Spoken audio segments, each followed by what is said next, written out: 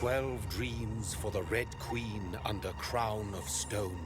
8 voracious beasts born from 8 restless nights. 4 nails piercing the flesh of the sinner. 1 prayer for the summoned, called by this song. 'Tis perhaps the countdown to oblivion for the once proud city of London. 'Tis perchance her inhabitants' last dance alone to face death and pestilence. Confronted by the eerie and unknown, mortals became desperate for answers. A flock's flight makes for an omen, the falling of a star a dire presage. Turning to priests for interpretation when there was no reason to be found. When religion failed, men turned to science. I saw them build such vain cities, crafting machines made for endless war. New questions flourished as old answers withered. What is darkness but lurking sun? What is wall but enslaved stone? What is glass but tortured sand? What is song but a call to arms? What is hate but jilted love? What is life but death pending?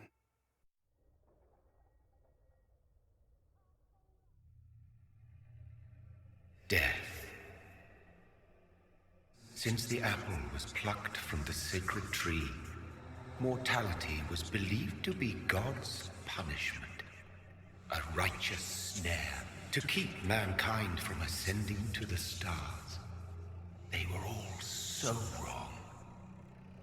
Death is not a wicked thing, nor some holy retribution. A true punishment would be to never know its sweet kiss.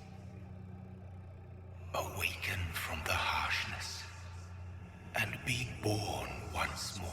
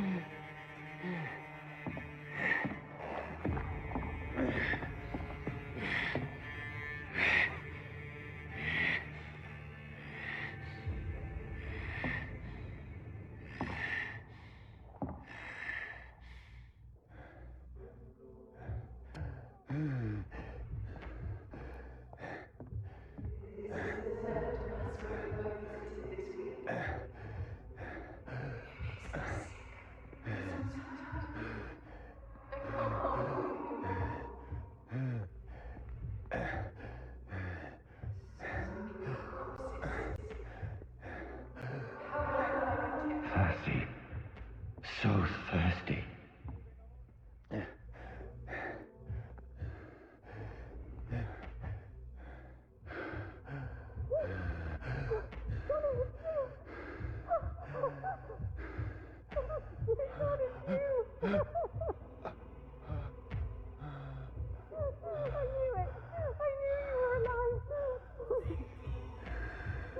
Everything will be fine again.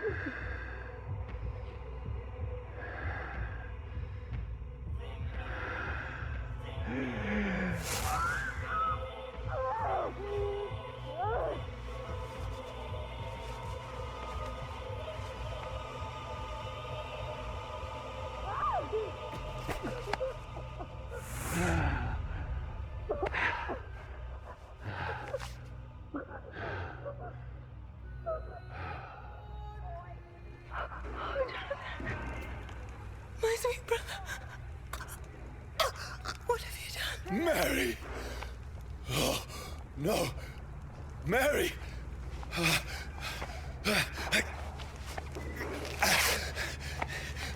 Hold on. Please, hold on. Oh, God. Oh, no. Mary. Mary. No. No, no.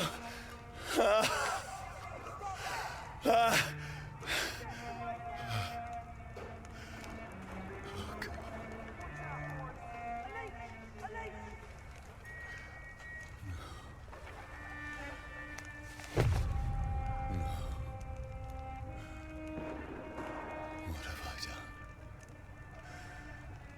This horror. It's a nightmare.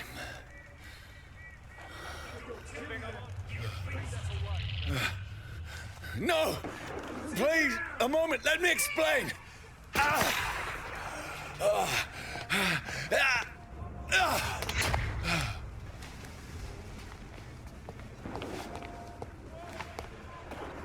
These patrols are after me. There's one of them! No, no, don't shoot! This is a nightmare. I need to get out of here. This can't be happening. Over there! No, please, stop! I mean you no harm. The bloody cry! What's going on? Oh, Mary. What have I done? What's all this about? Has it fled? Shit, where'd it go? Now, I can defend myself. Kill the thing! Who are you? Stay back! Sorry, but you left me no choice.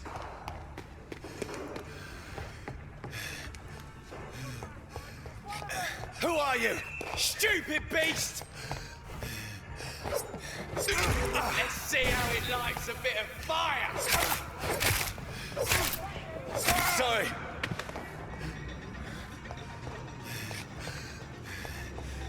Steady, boys! No, one of them please, here. stop! Burn him! That's what you do.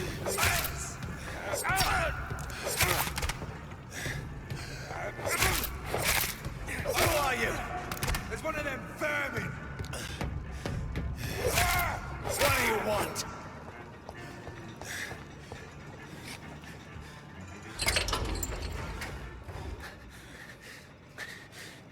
I mean you no harm. I need help. Die, you fucking leech! Please, listen to me. I can't make any sense of this. Shut up, beast! Who are you? What is this all about? What in God's name? I'll do the rest of the job. Just leave me.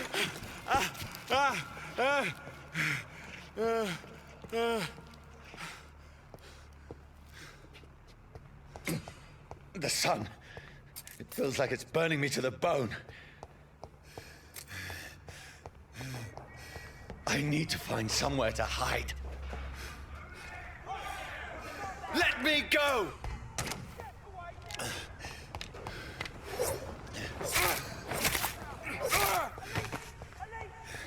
I need to find shelter.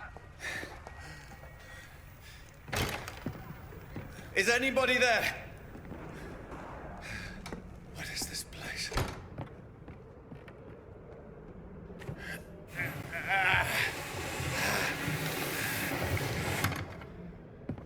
The place seems abandoned. I should be safe enough here.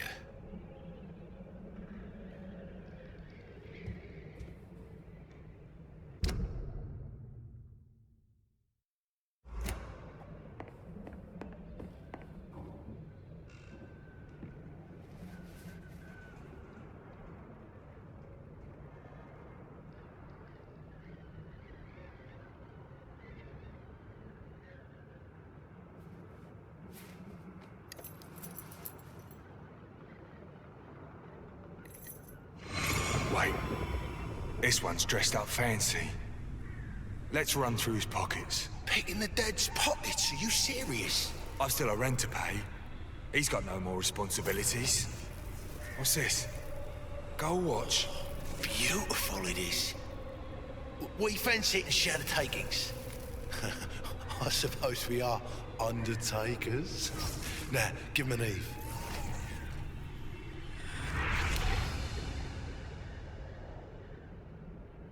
That's impossible.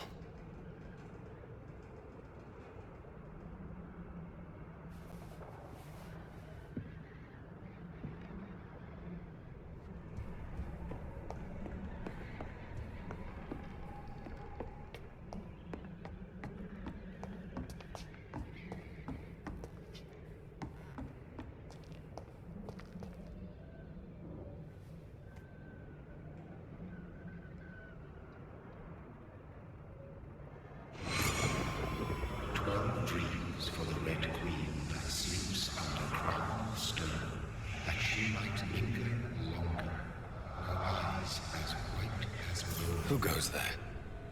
A prayer summoned by warrior song. A child born from darkness must take scent of his power. Who's there? Are you referring to me?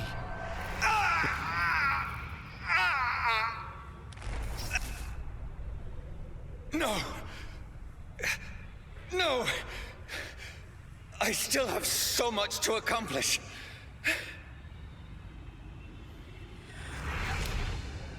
I still have so much left that needs doing.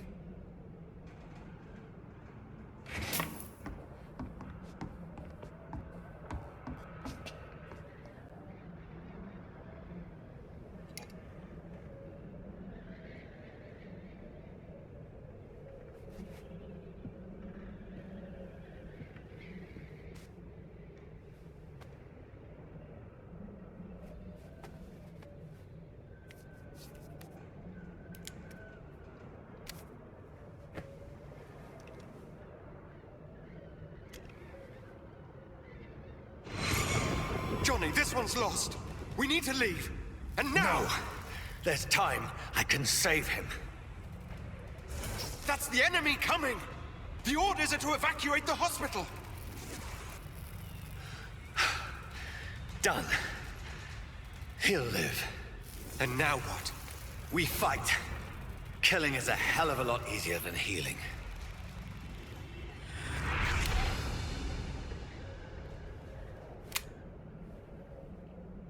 No, it never got easy.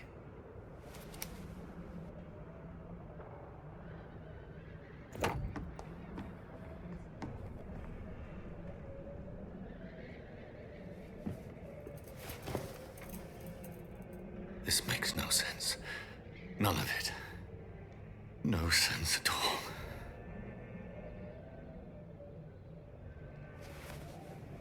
It's a nightmare. That's it.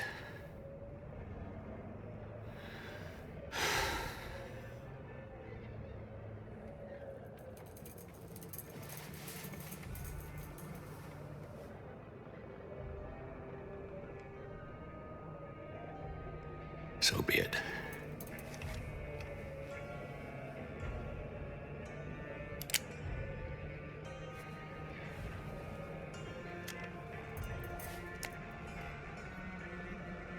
Rational thinking only.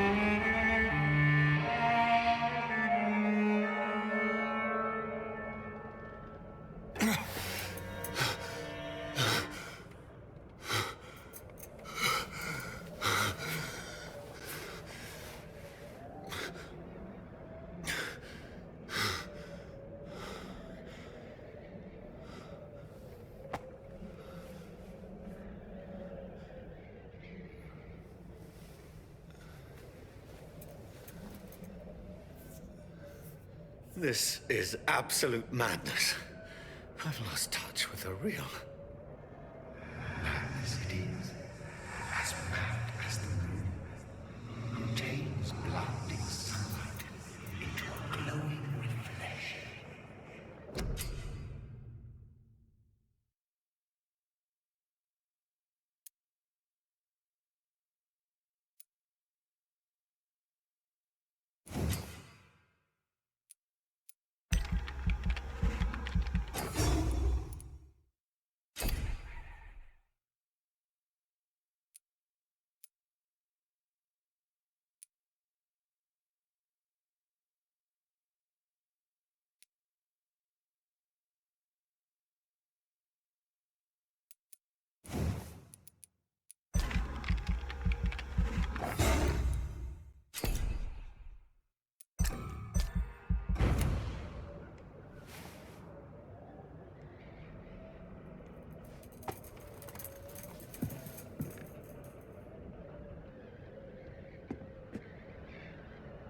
voice in my head.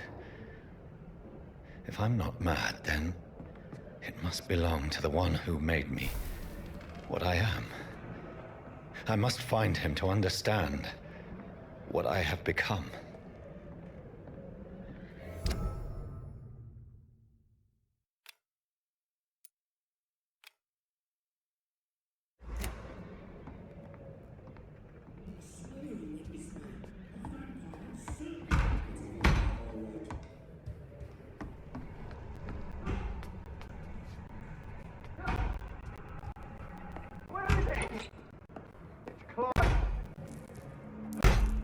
These people want me dead.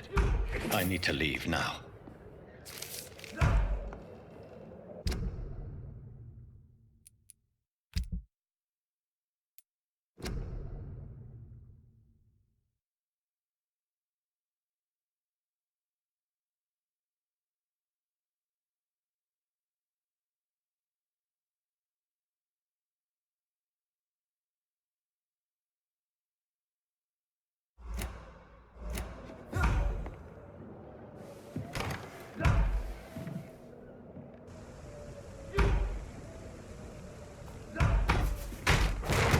Here's the leech. Here!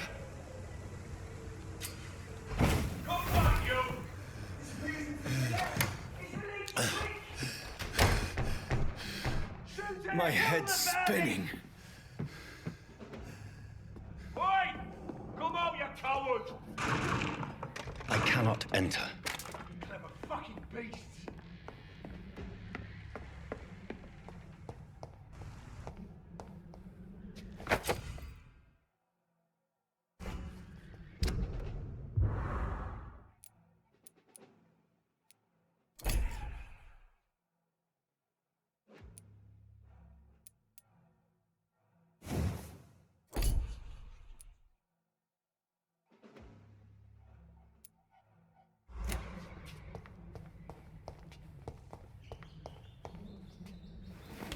I'm still in. This one stinks already.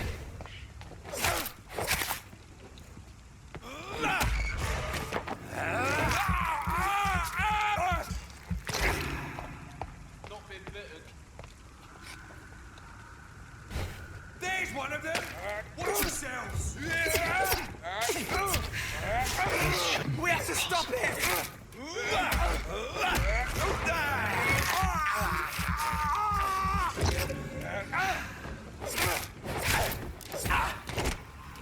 Every sinew, every fiber of my being is afire. I feel like a child learning the limits of my body.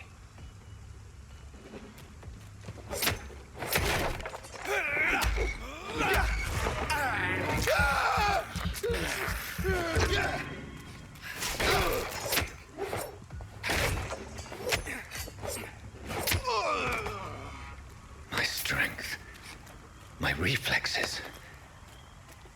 I'm not human anymore.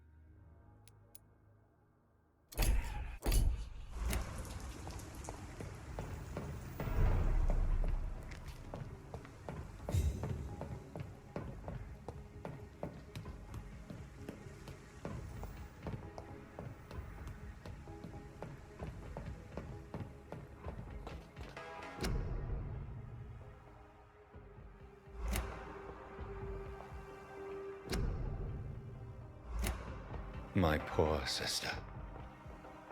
If only I had controlled my need for blood. Mary, someone will pay for what happened to you. For what happened to us.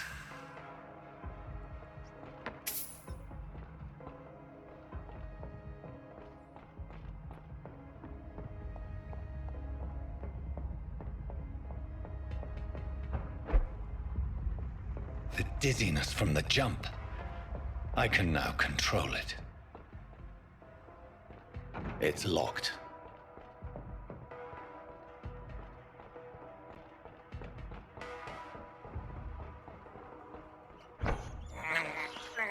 I have this thirst for blood. What will London have to say to me? I've so many questions unanswered.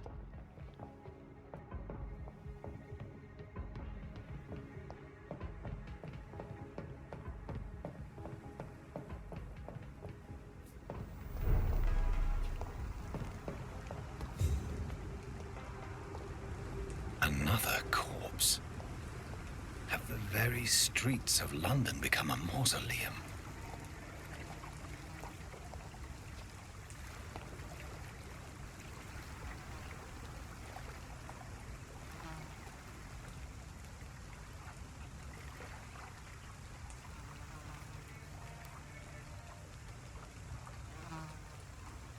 The man has been drained of all blood, but I can still smell the scent of it. I follow the scent's trail. Perhaps it will lead me to my assailant. Fresh blood. The smell is so strong. Where has everyone gone?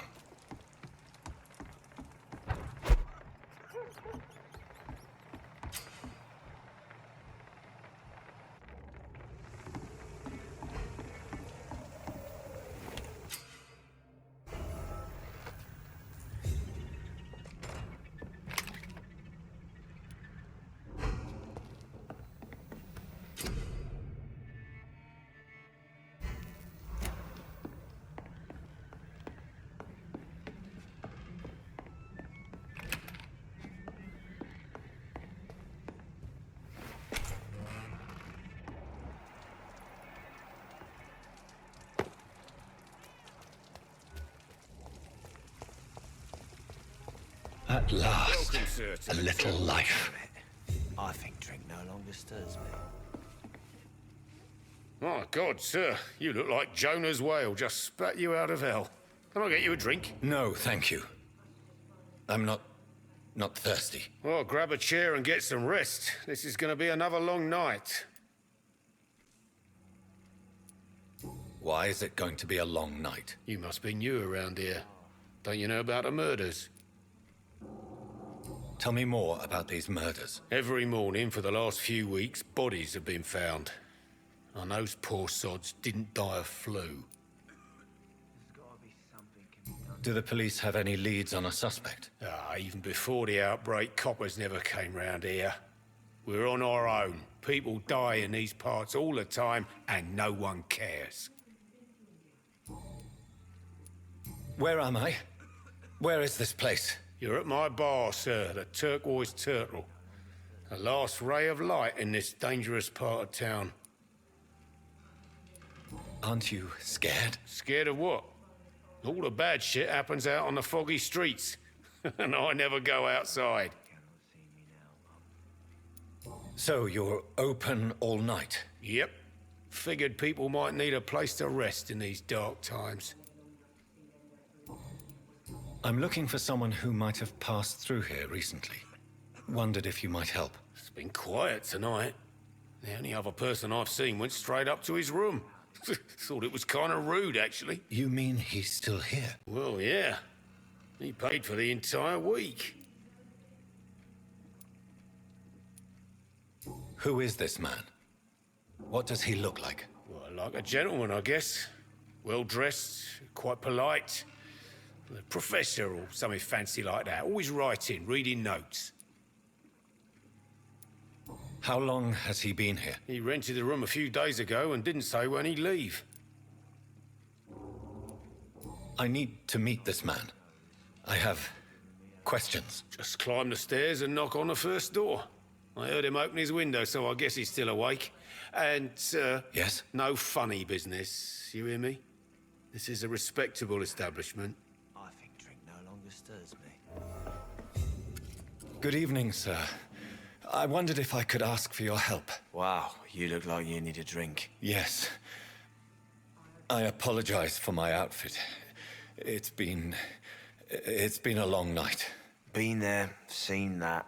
Don't worry, things can only get worse. Has anybody entered the bar recently? Can't say. Sorry. I spent the night making love to that gorgeous bottle, see? This is important, sir. Are you sure no one has come in here in the last few hours? I don't know and I don't care. This is a free country. People still have the right to come and go, don't they? What's going on around here? It's like everybody is hiding. You must be new here. Have you not heard about the murders? Everybody fears the return of the sewer dog. Who is this sewer dog? It's the local bogeyman. Convenient answer for every crime that happened for decades. You murdered someone, blame the sewer dog, eh? You make it sound like it's a fairy tale. People will always believe in monsters. It's easier than accepting their own darkness. We can all be monsters. I'll leave you to your bottle then. I hope I live long enough to see... Hello, sir. Are you all right? Is there any way I can help you? I don't know. Maybe you could just talk to me. Maybe you prefer to speak with Tom, then. He's more agreeable talking to strangers. What's going on around here? Where is everyone? Too many dead, sir. First the epidemic, and now all these terrible murders. The murders. What can you say about them? Bodies found in the streets every morning. Drained of blood. It's just horrible. Some say the sewer dog is back. The sewer dog? What's that? No one knows. People have always disappeared around these parts. The ancients say it's the sewer dog coming out to feed. But now he's killing in the streets. What have you heard about the epidemic? There's a Spanish flu. Yeah. Killed so many last summer. Thought we'd seen the last of it.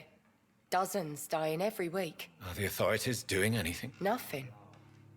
There are so many quarantine zones in London now. It's gotten really hard to travel across town.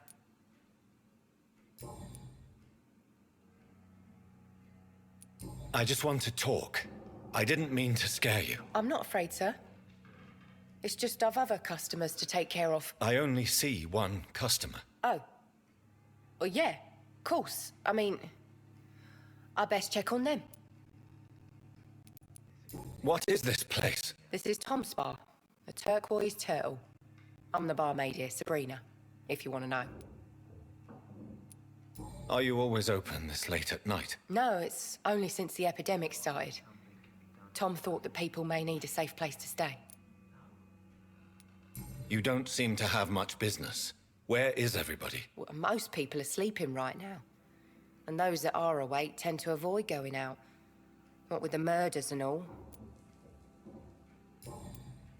I'll leave then. Thank you.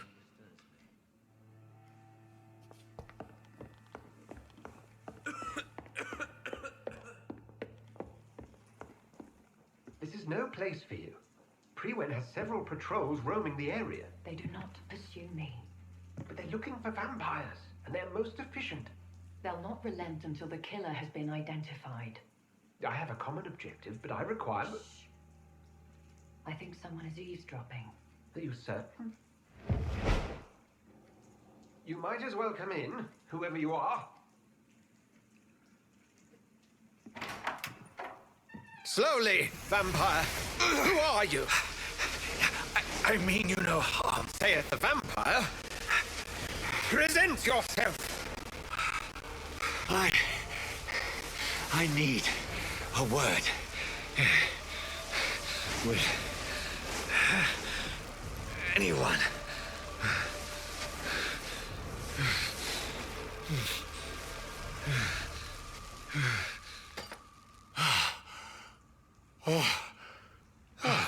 Well, that's something I can do for you.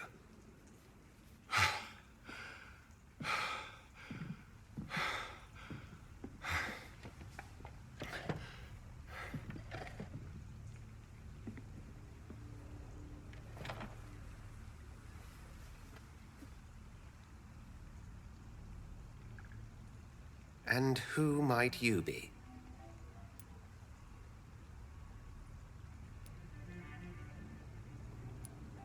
Tell me, who are you? First, tell me what you want. Then I may tell you. That's none of your concern. Sir, you have entered my room in the middle of the night, pale as a corpse and shaking like a tree.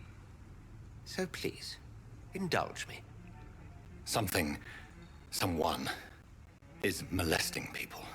In fact, killing them. Biting them. The calling card of a vampire. Like you.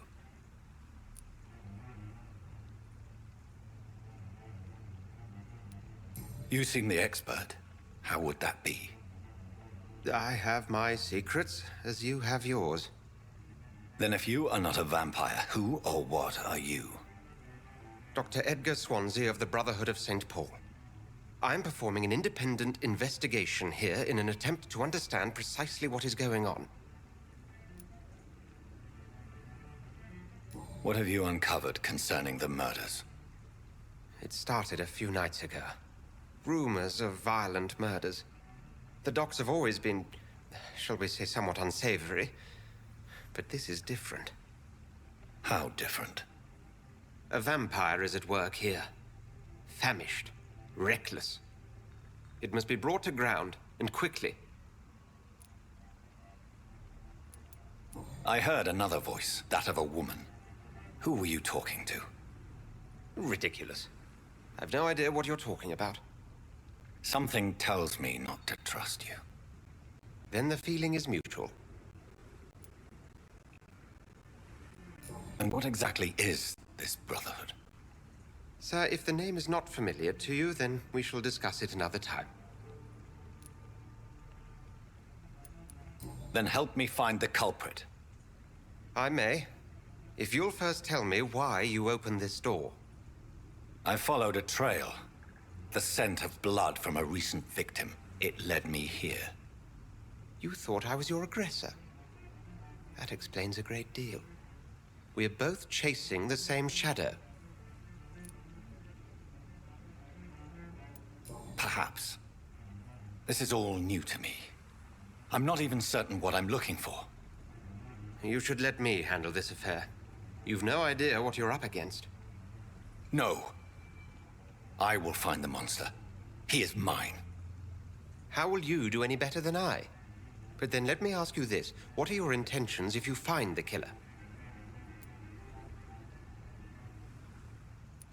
I will at last have the answers to my questions.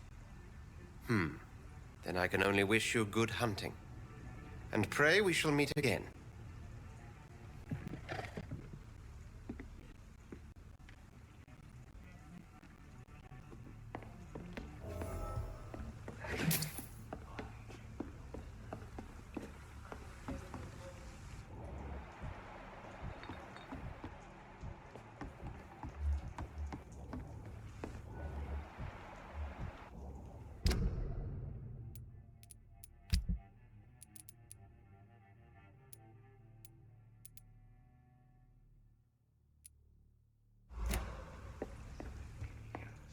If Swansea is not my attacker, it means somebody else came here tonight. Someone must know something.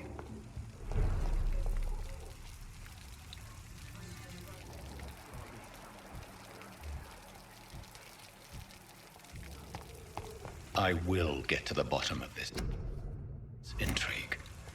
What's been done to me, to this city.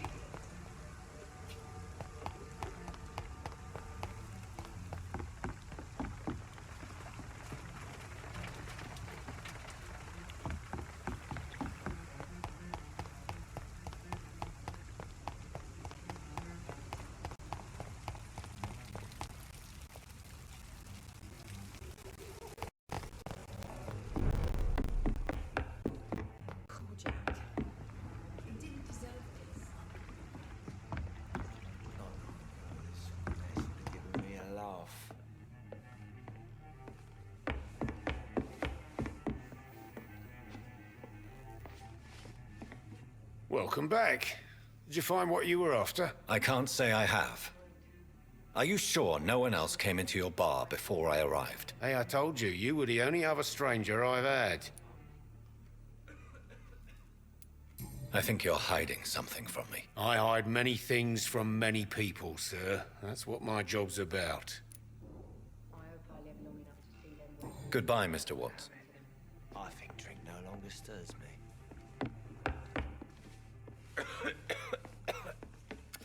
Hello, sir. May I disturb you again? And you're still ugly as sin. I'll leave you to your bottle, then.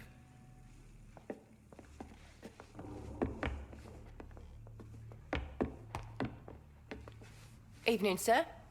Can I help you? I have a few questions for you. Well, if you must.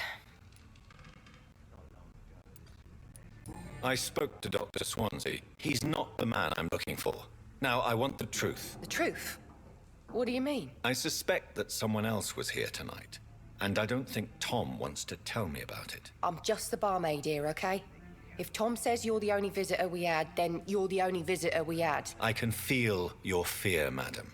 Please tell me what's going on. It's Will. William Bishop. He came in here earlier tonight and he... Well, I thought he was going to clock someone. What happened tonight? He was dead drunk, as usual. But my God, his eyes, his face. He must have caught something awful. He shouted and cried. It was terrible. Why are you so afraid? I mean, his skin, his hands. I scrubbed every glass and every chair that he touched. God, I hope it's not contagious. Tell me about this William Bishop. Will was a sailor who worked at the canning factory before he lost that job. A nice bloke, really. He's never been violent. Until tonight. Why keep it a secret? Why not tell me about it? Tom's nothing if not loyal. After Will lost his job, he offered him one ear. They used to be good mates. But recently, well... Will started to get very aggressive. I see. Thank you for your candor. I'll be sure to talk to Tom.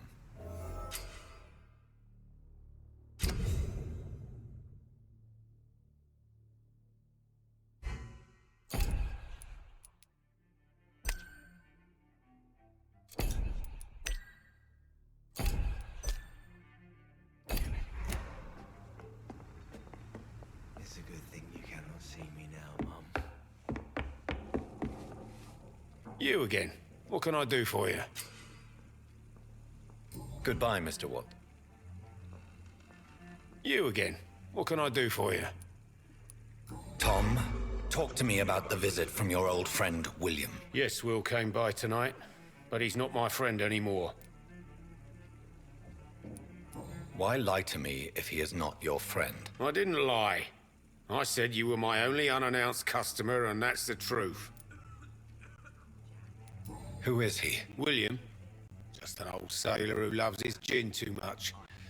He worked for years at the canning factory before it closed. Is he dangerous? Yeah. Like many drunks, he's all bark and no bite. He can barely stand up most of the time. How was he tonight? Was he different? Sicker than usual, perhaps. He whined and mumbled about how mean people were to him and how he'd like to talk to me outside, and then he left when I refused. I need to find him.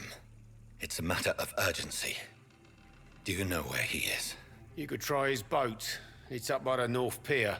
He sleeps there when he's too drunk to get home. Please describe him to me. What'd you expect? He's a tall, sick bastard with a bad rash and torn old clothes. William used to be strong. Now he's a mess. Thank you, Tom. If you see him, tell him I don't want him back here unless he cleans up his act, okay? It's a good thing Am you I cannot stupid or see me something? now, Mum. I've never even been to India.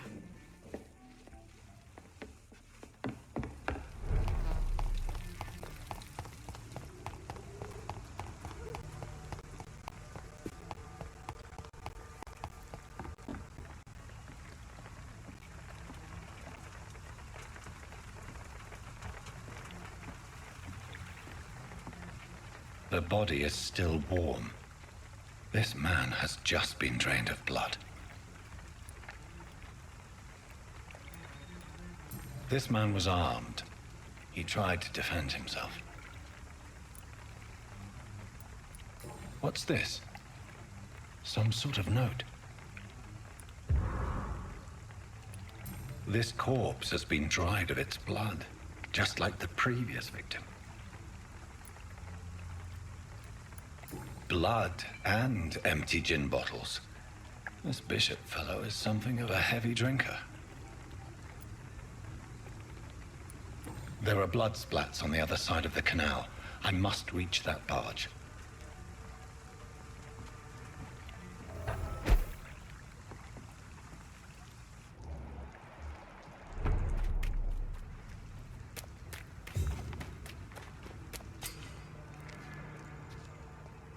Best turn around if I were you.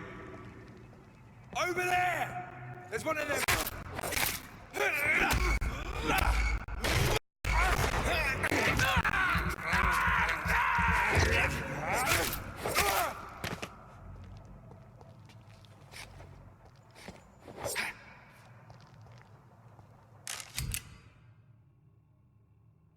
Ammunition crate.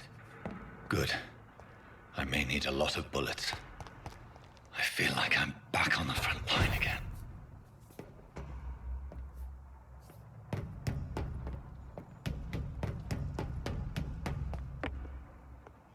This is no place for a gentleman.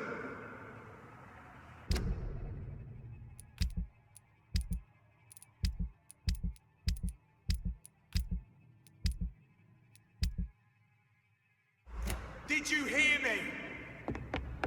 Over there! There's one.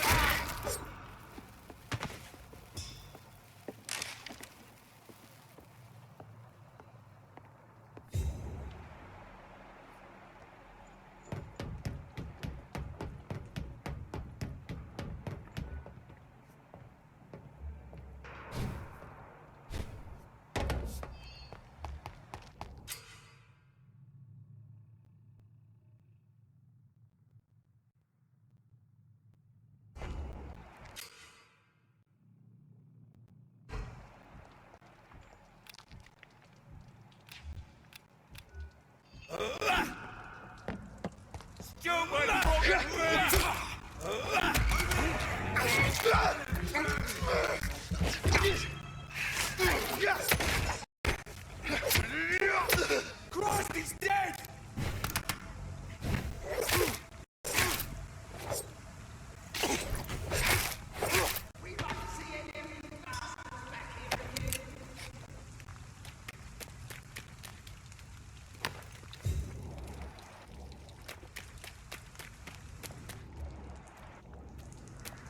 Leech spotted! Watch out! Christ! Oh no! Stupid beast!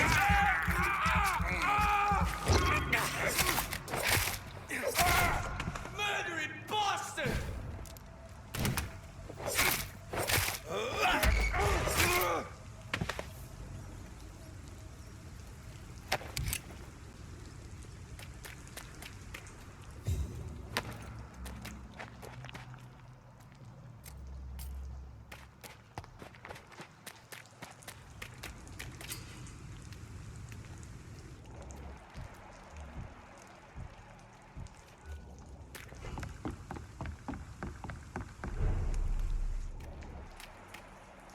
Fresh blood. The whole building reeks of it. The scent is so strong it makes me dizzy.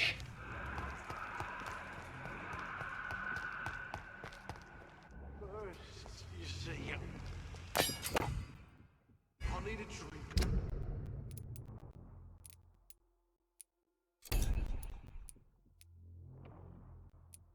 I'm so thirsty. Stay with me, William.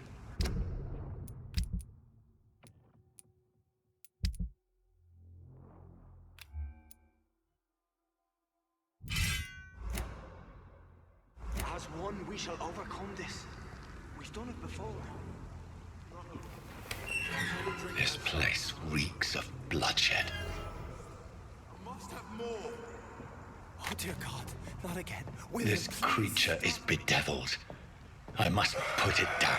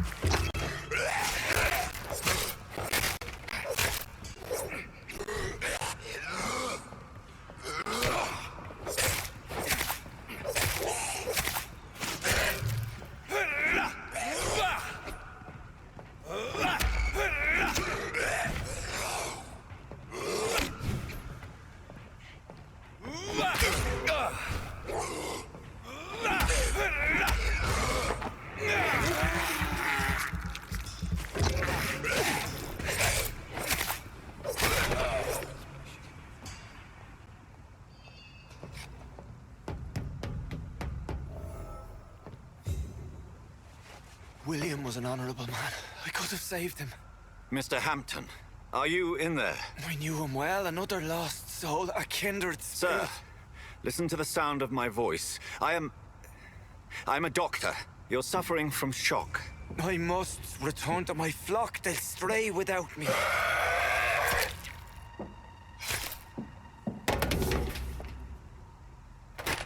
Remember, certain skulls are every bit as resistant as we are. Who are you? What do you mean by Skal? You truly are a newborn. I should have realized. Wait. You are the woman from the bar. Are you... like me? Can you help me? I believe, sir, I already have.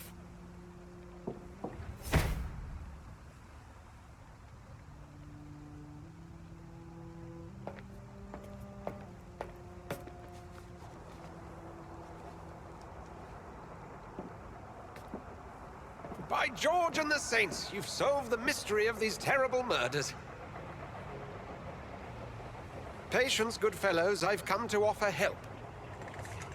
Just give me a moment to secure my boat. We can leave this awful place. William was not the evil man they claimed. He was just taken by the thirst. He needed his drink. This man requires medical attention.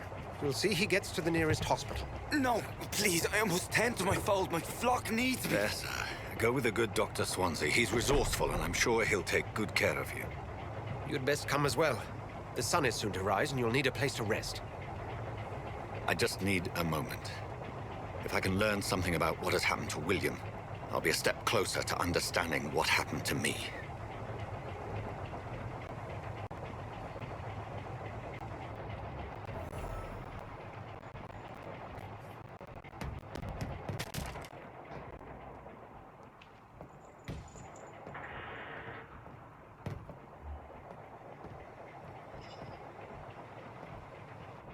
This poor creature can't be my maker. Could it be some subspecies of vampire? I must find a place to analyze the blood.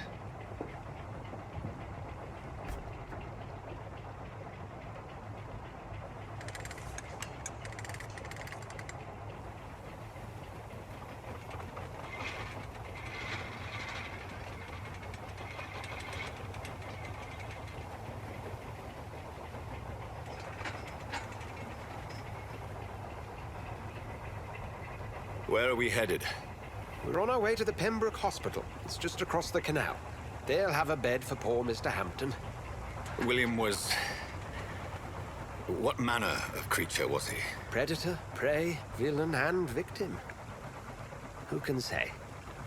The important thing is that he's been stopped. Duly noted. And the woman? What... who is she? What woman? Oh, don't play me for a fool. You used me to locate that Skal. You must know who she is. I thought you a gentleman. You shouldn't talk about a lady behind her back, but I will tell you she values her privacy. Were London as peaceful as she appears from the middle of the canal? If only that were the reality of the situation. To be honest, I've always tried to avoid this part of town. Pembroke Hospital is the last bastion between the rest of London and the epidemic. The flu has decimated the East End and the war still rages. Welcome to the front lines of a plague. This is where you work, Dr. Swansea? I am the administrator of Pembroke Hospital. I thought you were here in service of your mysterious order, the Brotherhood of... Of St. Paul's Stole, yes. But first and foremost, I'm a man of science. A physician, like yourself, Dr. Reed. How do you know who I am? No need for modesty. You are Dr. Jonathan Reed, a surgeon of some caliber and renown, if I'm not mistaken. You are correct, sir. I knew it. I had my suspicions.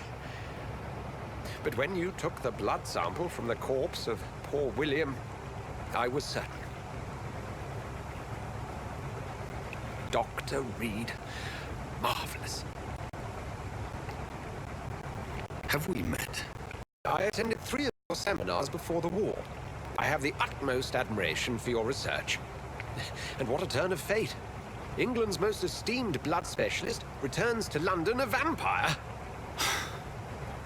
That word, again, from a so-called man of science. I understand. Traditionally, the role of science is to refute myth, but when myth walks among us, the Brotherhood of St. Paul has dedicated its purpose to their study. There's so much for you to learn. Of that, you are right. Well, then let me be blunt. Join my staff at Pembroke Hospital. As a physician. I suspect you'll not find a better post of employment to contemplate your predicament. This is sudden. I was returning home to see my sickly mother. But alas, that was before contracting this... affliction. Dr. Reed, take a moment to consider. The post would be for the night shift, providing a good explanation for your absence during daylight hours. You'll be adequately reimbursed and have a place to hide. I even had the forethought to bring some clean clothes. So, what do you say?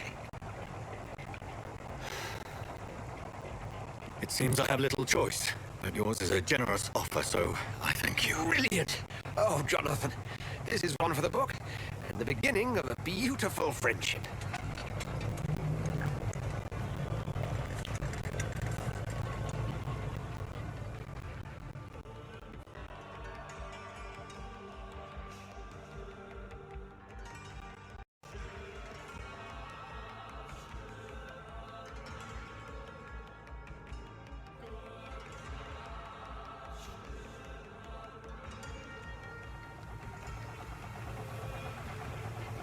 Dr. Swansea, thank goodness. I was beginning to be concerned.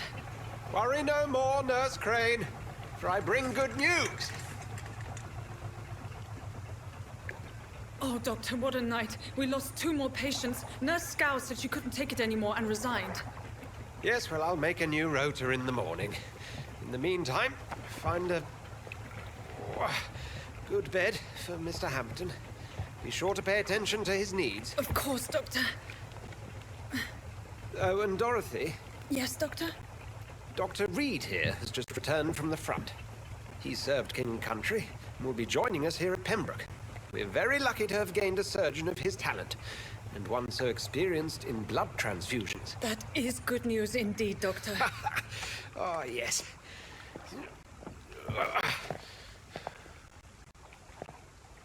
Here at Pembroke, it's not what we have, but what we haven't. It's only thanks to Nurse Crane and the staff that our ship doesn't sink. If you have any questions, just ask her. Duly noted. Thank you. Your assistance is required, Dr. Swansea, immediately. Welcome aboard, Jonathan. We'll catch up after my rounds. Coming, Nurse Crane. I'm coming.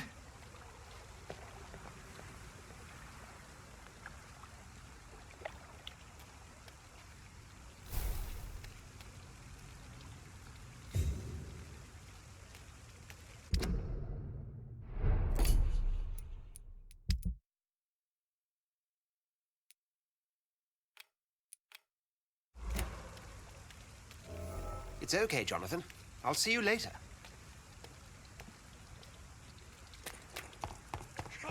You bastard! You can do better than that! Nah! It's my turn!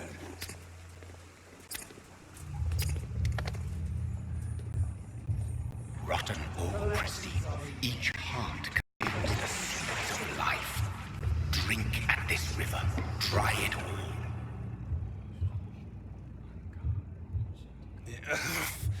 Oh, come on, you bastard! I won't bite. Sir, please. You've lost too much blood. Calm yourself. You think I didn't notice? Stop your staring and get me to an hospital, you arse!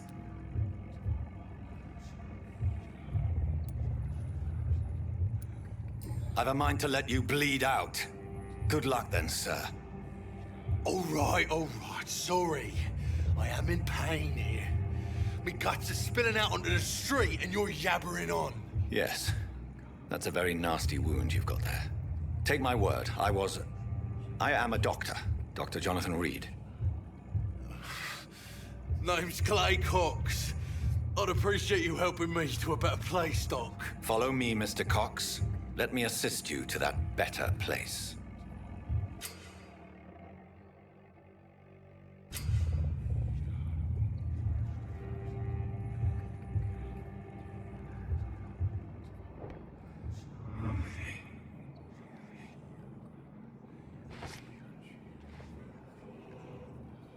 Bring this fading light into the shadows.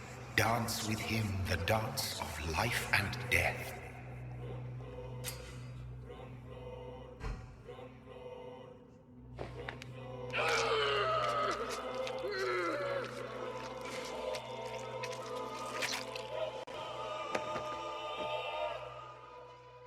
In the back, you bastard! Didn't have the guts to fight me. Fuck you. I'll kill you. I'll kill you.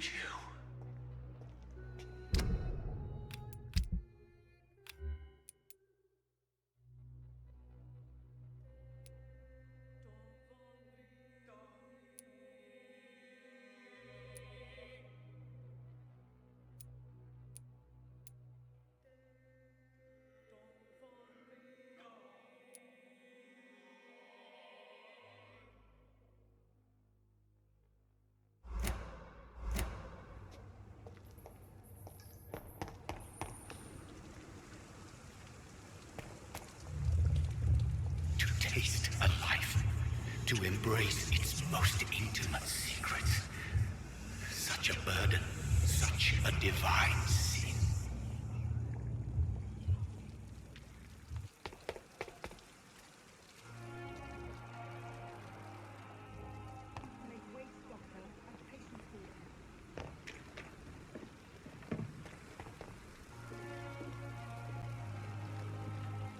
Good evening, sir.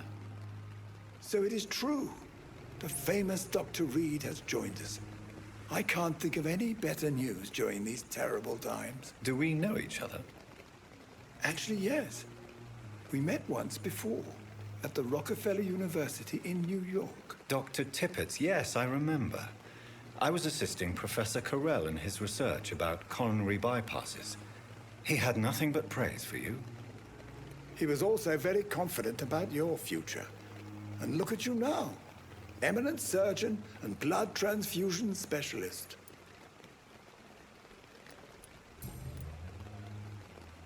What is the Pembroke Hospital situation? And please, speak freely. This hospital is not exactly the best of London. I'm sure you are used to working in a better environment. It's more than enough. In any case, the personnel of a hospital are much more important to me than the building. Don't be misled by appearances, Dr. Reed. This hospital does not lack talented people. It just lacks hope. What can you tell me about the staff in the hospital? Some are really good, and others are not so good. But during this troubled period, there is no time for slander.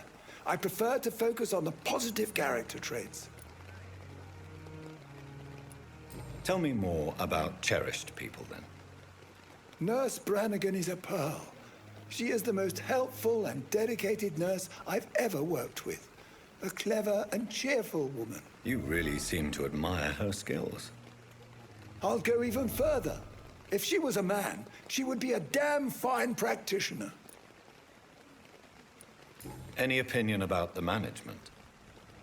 I don't always agree with Dr. Swansea's reserve, but I must admit he does all he can to keep this facility running during this crisis. Ah, yes, the burden of command. I was fed up with this concept while serving as a medical officer. Don't get me wrong. Swansea's a good administrator. I just wish he would get out of his office now and again.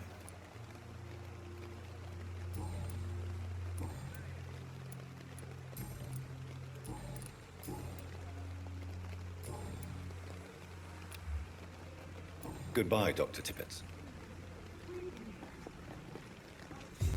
We are capable of. It is now or never.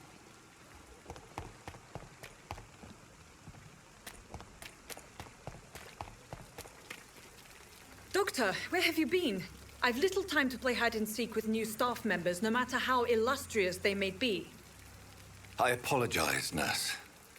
I needed some time to myself. This has been the longest and strangest night of my life. You delivered poor Mr. Hampton from a terrible fate. The means to that end should be of little concern, Doctor. Thank you, nurse. What can I do for you? Dr. Swansea insisted we provide you a quiet office. You'll find it on the second floor with your name on the door.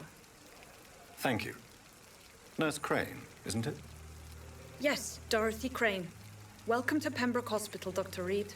Your office has been prepared. I would like to ask a few questions first. And Mr. Hampton, the patient we brought in, how does he fare? I gave him a sedative to help him sleep. Poor thing was in quite a state of shock. What kind of man is Dr. Swansea? Well, you accepted the job from him. I thought you would have known about your employer. Apologies, I've only just met him the once. This is sudden. I've only just returned to England. Dr. Swansea is a brilliant surgeon and the most compassionate physician. It's right to assume Dr. Swansea knows far more about me than I do about him. You'll get to know him soon enough, and better than me. The administrator has better things to do than mix with us. If you could point me in the direction of my room again, nurse. Second floor of the hospital, left after the stairs. It's the last vacant office at the end of the corridor. Thank you, Nurse Crane.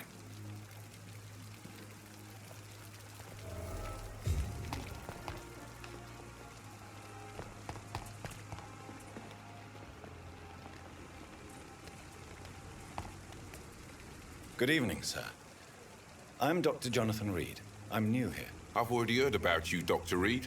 I'm Milton Hooks, the ambulance driver for this shithole of a hospital. That's quite a blunt introduction, Mr. Hooks. You can call me Milton. I like to speak my mind, Dr. Reed. Perk of the job.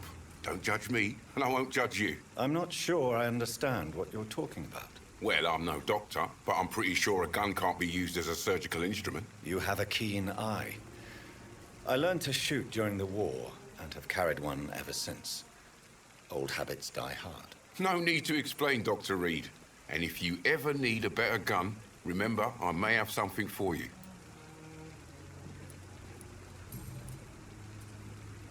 How is the situation around here? You want to hear the situation is all right? It's fucking awful. We lack everything, and it's getting worse every day. Are you really smuggling weapons through the hospital? And why not? I've already been attacked by patients, you know. And by gang members willing to steal my money. But you're not defending yourself. You're selling guns to civilians. You keep people alive your own way, Doctor. I offer them another way to protect their health. So what do you do exactly in this hospital? Apart from smuggling guns, I mean. I've been an ambulance driver since... too long, I guess. I bring sick people here night and day. It's a dirty job, but I get it done. Most of the time. Since you're on the front line, how is the sanitary situation in this vicinity? It's a complete disaster. It's even getting dangerous to enter some streets or buildings. Even the locals attack you. It sounds like things have been a bit rough recently. What's happened? Yesterday I got attacked by the patient I was bringing here. I escaped through the hospital's garden, but I lost my wallet when I was running. You left an infected patient outside the hospital? That's incredibly dangerous. Go there yourself if you want, but be careful, Doctor. I'd rather not bring your dead body back.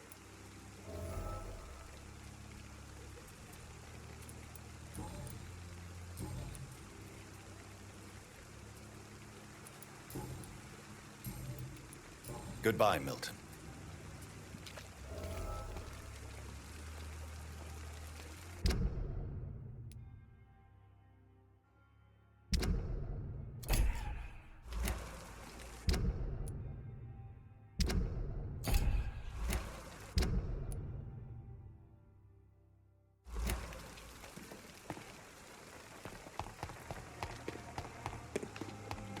Dr. Swansea is right.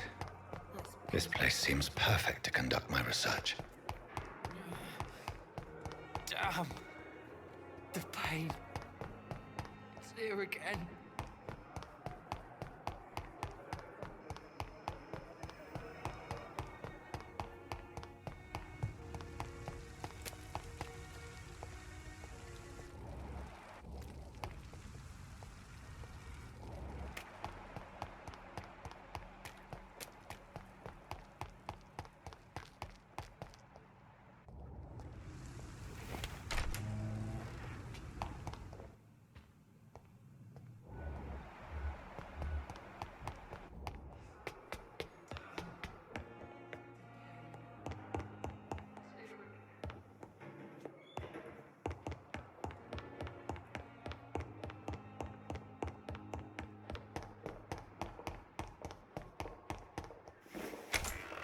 This must be the place.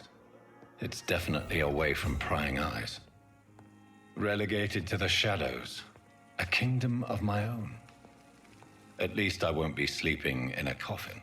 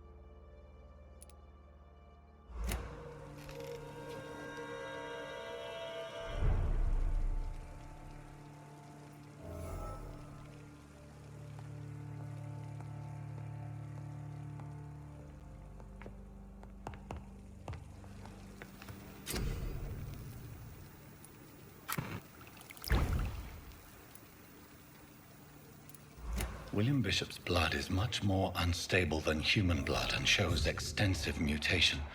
But this is not what happened to me. I must keep on searching. The sun is about to rise.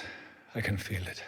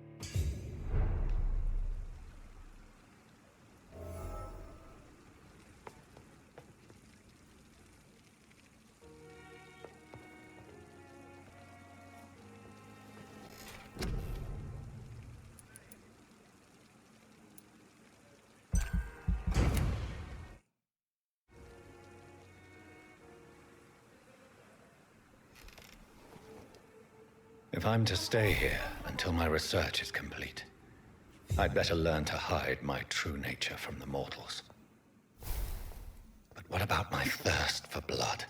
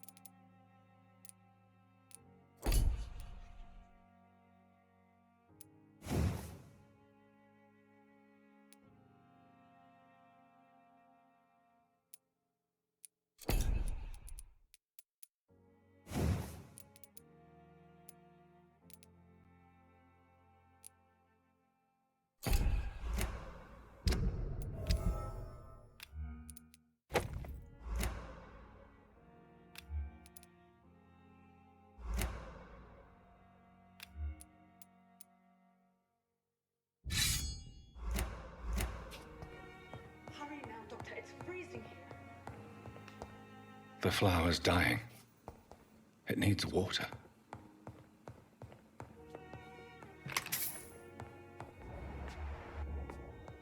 Dr. Swansea asked me to collect you, Dr. Reed. Hurry up! Yes, Nurse Crane? How can I help you? I'm so sorry. I know Dr. Swansea wanted you to rest, but we have somewhat of a crisis. A crisis, you say? Our supply of antiseptics is nearly depleted. I was hoping there was another box up here, but...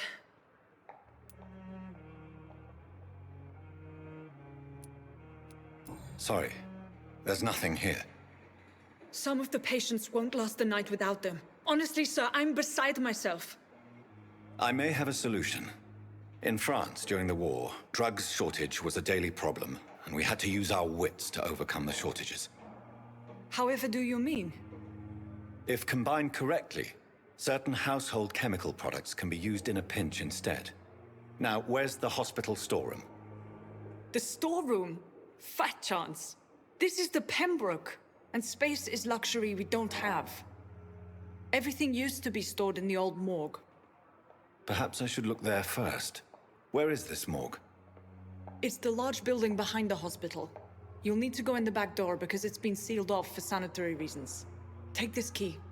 It opens a small back entrance at the end of a narrow street. The abandoned morgue behind the hospital. A small door at the end of a narrow street. On my way, then. Thank you, nurse.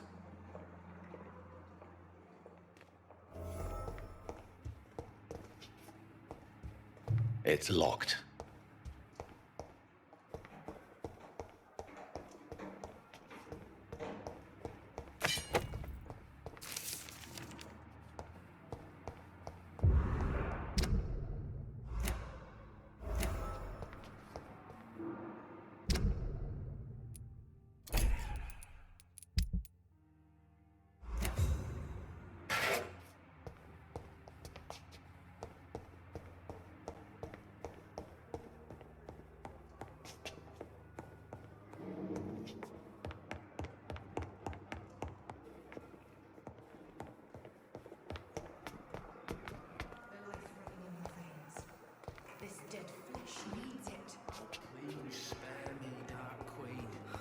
Spare your obedient slave. Not of my own life. Good evening, nurse. Good evening, Doctor. I don't think we've been introduced yet. My name is Pippa Hawkins. And I'm Dr. Jonathan Reed. Dr. Swansea has recently offered me a position in this hospital. Well, it's a euphemism that your help will be appreciated, Doctor.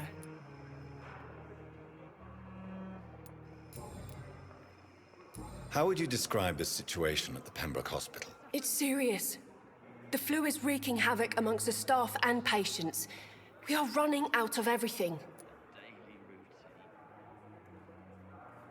You must get a hold of yourself, nurse. Sorry, I'm exhausted. No one has any idea when this epidemic will be over. Nurse Hawkins, the Spanish flu won't last forever. Even the Black Plague didn't kill everyone. I wish I could believe you.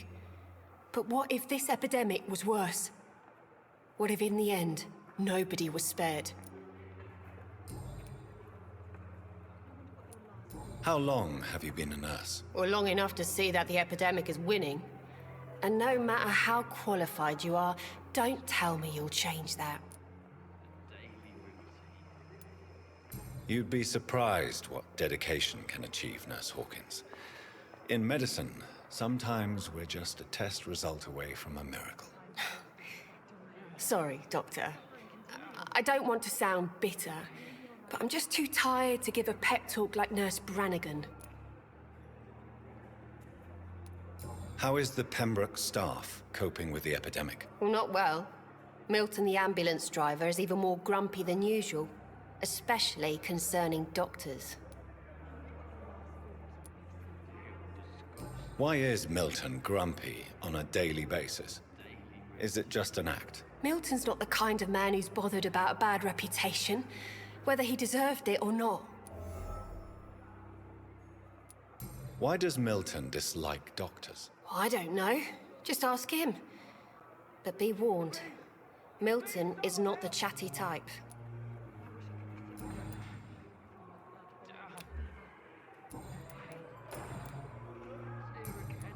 Goodbye, Nurse Hawkins.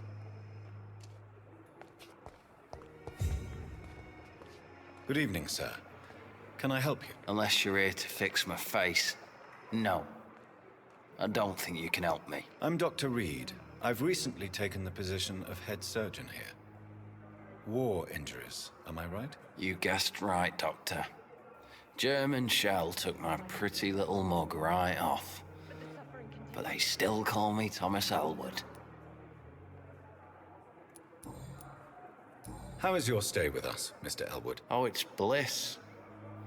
I just escaped death in the trenches to be surrounded again by the moans of the dying. Can I ask you precisely why you're a patient here? It's the pain, sir. The drugs don't work. It just hurts under the scars, if you get my drift. Can I do anything for your pain? Nurses gave me a bunch of pills. No effect. Told you. It's like the flames are under my skin, burning away. Who is treating you? Is someone in particular looking after your case? Nobody since the old and tired doctor spoke to me. Started to think I was forgotten about. Wouldn't blame you. You don't seem worried by that. My face hurts so much more when I smile or cry. I've learned it's easier not to speak. But be assured I'm smiling inside. Why do you feel responsible for the injury, Thomas? What really happened? I wasn't disfigured by any German shells. It happened during my leave. It was an accident. Why lie about it? Come on. It's one thing to come back disfigured by the Germans, and it's another to get injured in an accident that could have happened to anybody. Reconstructive surgery has been very successful for some soldiers. I don't want to wear a bloody mask for the rest of my life. I'd rather stay here and just be forgotten.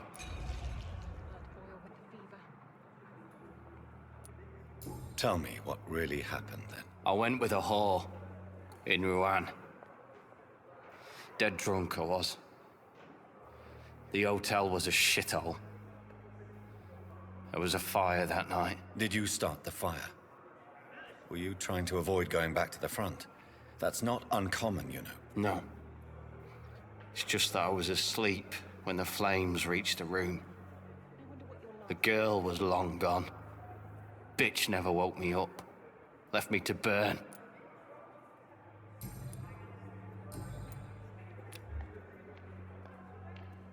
Goodbye for now, Mr. Elwood. Fear and disgust on every street corner. Good evening, miss. I'm Dr. Reed, the new surgeon at the Pembroke Hospital. And who are you? Your name has no meaning to me, mortal. You're nothing but dust blown by the winds of eternity. I beg your pardon? What are you begging for, mortal? My clemency? Well, tonight maybe I'm inclined to mercy. You'll never forget the night you met Thelma Howcroft. You keep calling me mortal. Why is that? And if I'm mortal, what are you? Well, Dr. Reed, if you must know, I'm a vampire. And why do you believe you're a vampire? I don't need to believe anything. It is what I am. It is what I feel within this hollow shell of flesh. Please, describe to me how you feel. What is it like to be a vampire? I can hear my body crumble from the inside as my flesh cracks and fades. I sense the last pulse of postulant blood within my drying veins. I need new blood. I see. Have you ever heard of Cotard syndrome, Miss Howcroft? Never. It's a mental illness discovered by a French neurologist named Jules Cotard. The affected patients are delusional.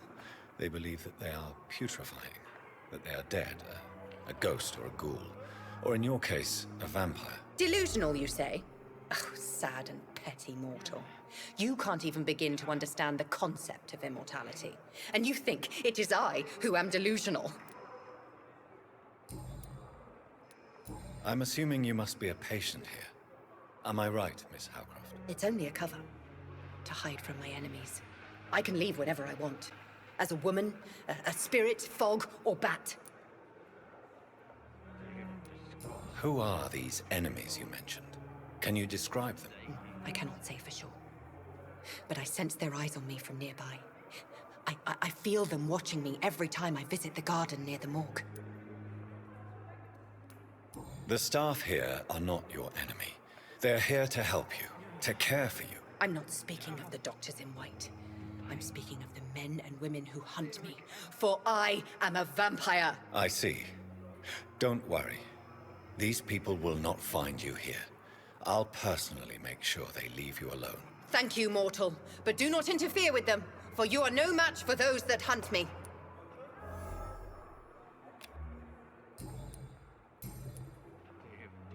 I'll leave you, Mistress of the Dark, to your nocturnal activities.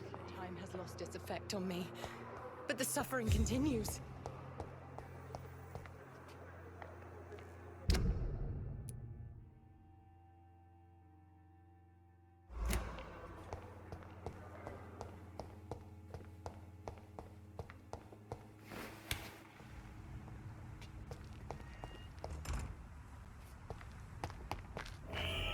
Scowl voices in the garden. I should investigate. If they were to find somebody...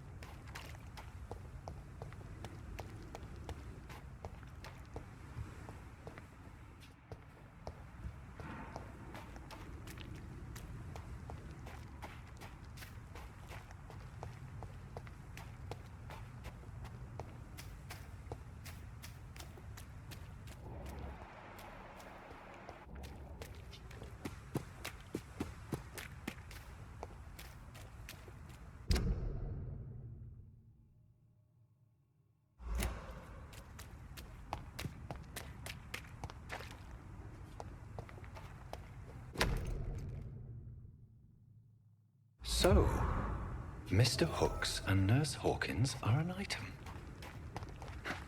Those two have hidden their affections well.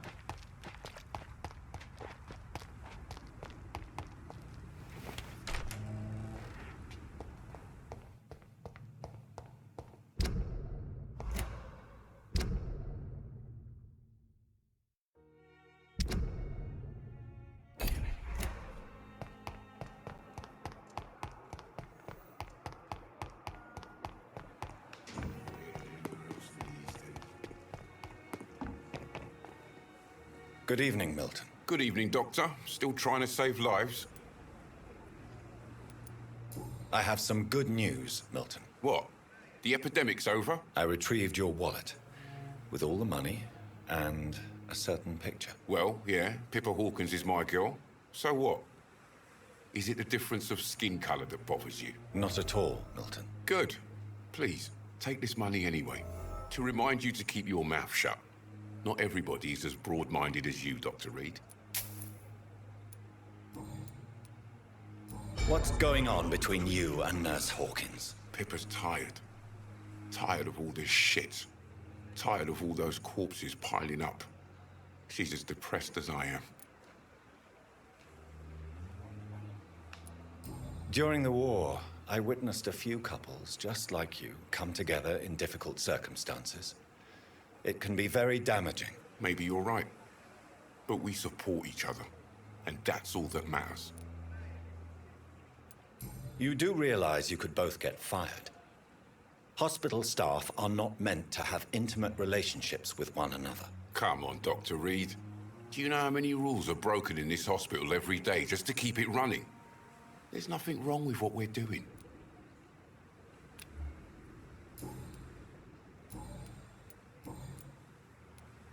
Why do you have such a mediocre reputation among your colleagues, Milton? Fuck them. Nobody knows the horrors I've seen since working here. This city was sick long before the epidemic, Dr. Reed. I know it's a difficult task, but correct me if I'm wrong. Is this not the job you are paid to do? I've seen babies left to die while their brothers were properly fed. Underage girls and boys sold to all manner of perverts. I'm sorry, I don't know what to say. Yeah, exactly. We lack words. So excuse me if I don't look on the bright side of life. Goodbye, Milton.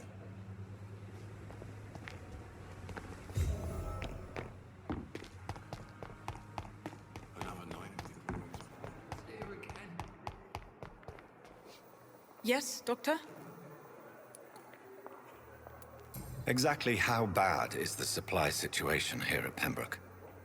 It really depends. Dr. Swansea deftly works his society contacts for monies, but with the quarantine, well, we're in God's hands. Please, could you point me in the direction of the morgue again? It's the large boarded-up building behind the hospital. You can't miss it.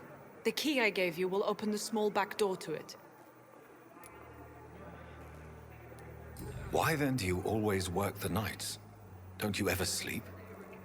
At the Pembroke, we're always hands on deck. Your dedication to the Pembroke does you credit, Nurse Crane, but when do you sleep? We staff get our sleep when we can, Doctor. Nursing is a vocation, not the labor of a journeyman. Lack of sleep and the medical profession always ends in disaster. I've witnessed many a colleague succumb to stimulants to fight exhaustion. Drugs were as deadly as bullets in the trenches.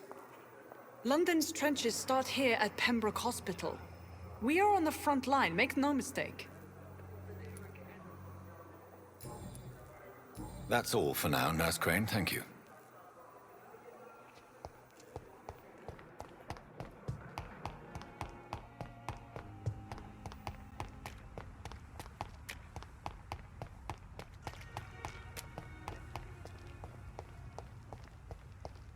I cannot enter.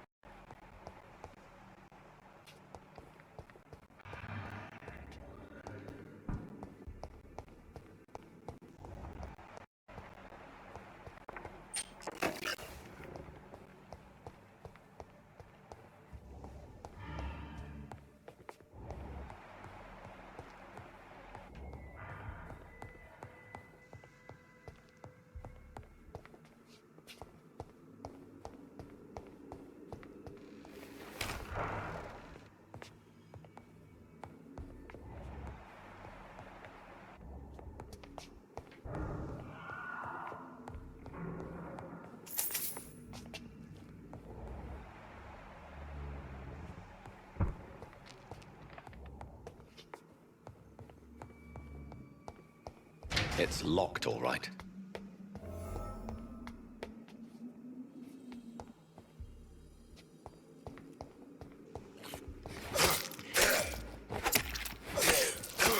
Behavior is similar to the infected William Bishop. Must be the same strain. This sickness moves faster than influenza.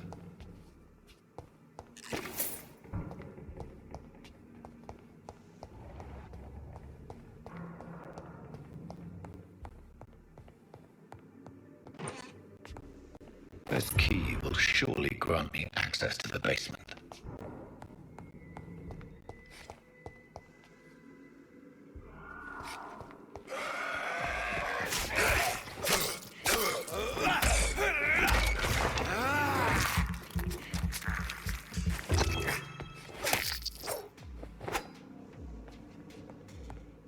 Balls of Mars, fortifiers. As popular as they are ineffective. But they do contain iron tartrate, and that might prove itself useful.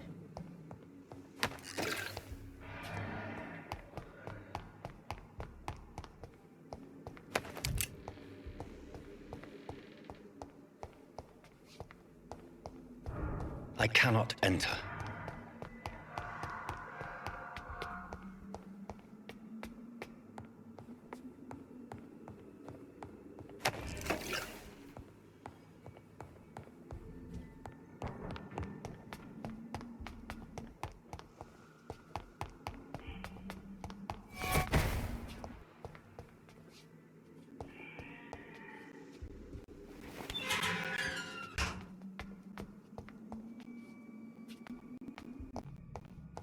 These skulls feed from corpses and the husks of animals. They're not after blood.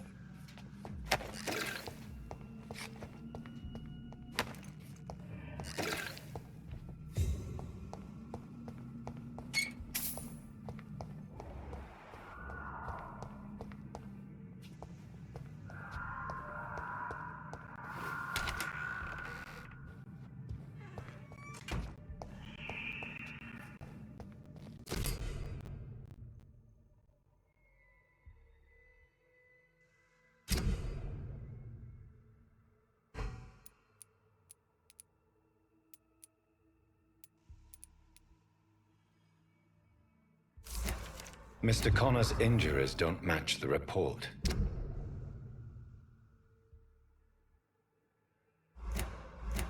I'd better look into this. Traces of a pinkish foam at the corner of the lips. Some sort of drug overdose, perhaps?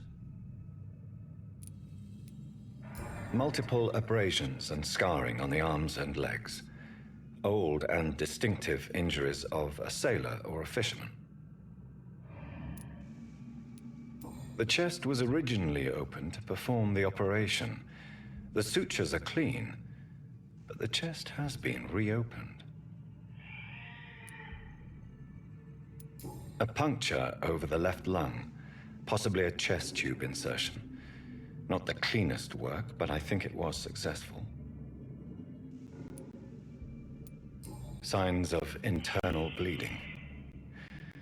So, Dr. Tippett's anesthetics were incorrectly dosed, causing the patient's death. And then he tried to operate on him again. Tippett has made an egregious error. It's time we talked. It's locked, all right.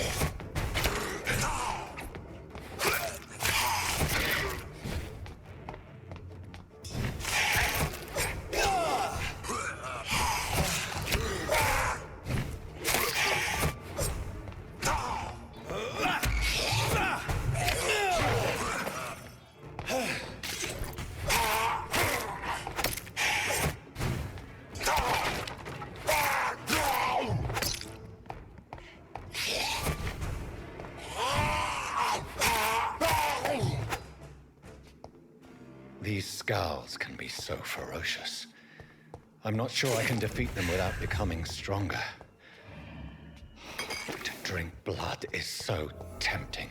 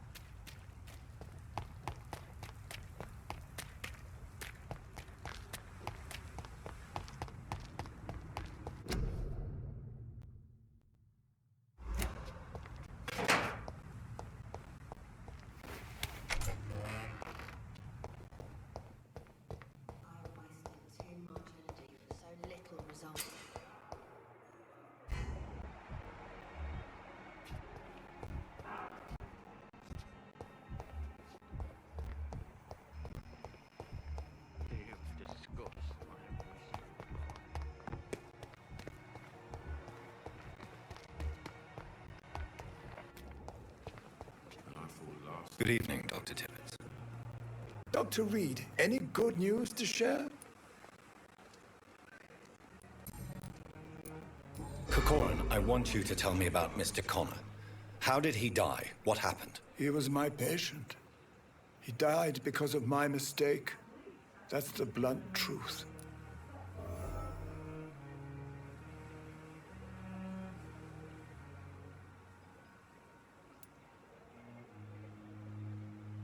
What was the nature of the mistake? It was a twofold error.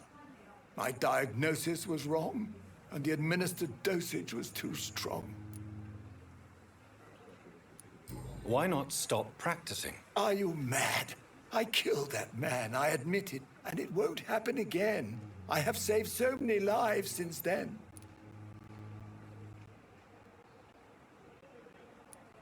Who was this patient? I don't know. Some sick man from the docks, maybe a fisherman. I had no time to talk with him. No one claimed a body.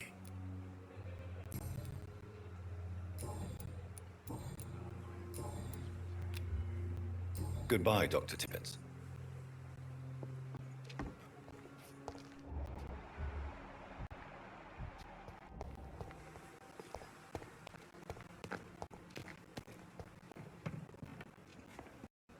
Good evening, nurse. I'm Dr. Jonathan Reed, the new surgeon here at the Pembroke. Dr. Swansea has already told us about you, sir. I'm Nurse Gwyneth Brannigan. Welcome to the Pembroke Hospital. Did he really? It's a good thing I wasn't hoping to keep a low profile. All members of staff have already read about your new blood transfusion technique. Dr. Swansea made sure of that. I see. Well, I'm a little surprised, but I suppose I'll just have to deal with this unexpected notoriety.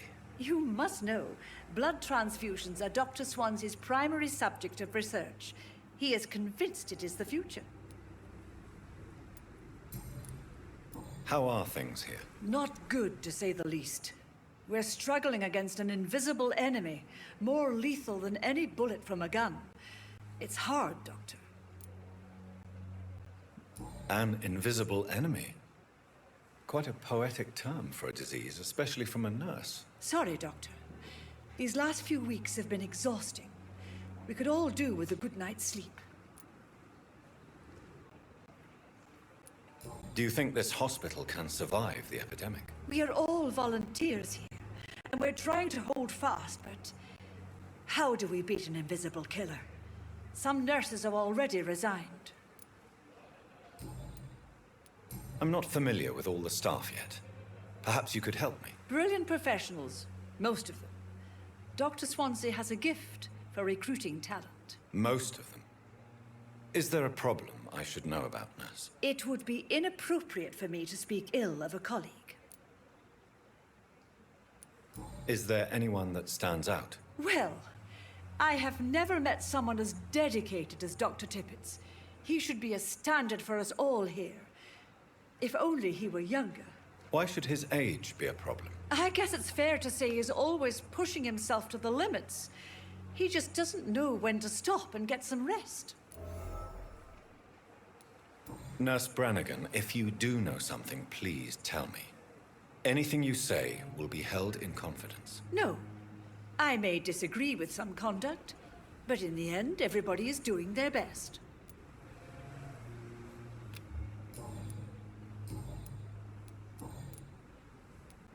Why does Dr. Tippett claim you're the main reason he keeps working, despite his fatigue? If it wasn't for him, I probably would have left the Pembroke years ago. Dr. Tippett does not think of you as just a nurse anymore, does he? If you're suggesting he's not taking my gender into consideration when it comes to medical practice and knowledge, I really hope he doesn't. Tell me what Dr. Tippett did. I know his mistake caused a patient's death. If I had not covered up his error, Dr. Tippett would have been fired from this hospital. I could not let that happen. You can't allow your emotions to dictate your conduct concerning patients, Nurse Brannigan. Look around you, Dr. Reed. Do you really think we can afford to lose a brilliant practitioner like Dr. Tippett's in our situation? I can't say I approve of what you did. But as a field surgeon, I know that some situations require you to bend the rules. I'm not proud of what I've done, but to contain the epidemic must be our priority, so we can't afford to lose Dr. Tippett's.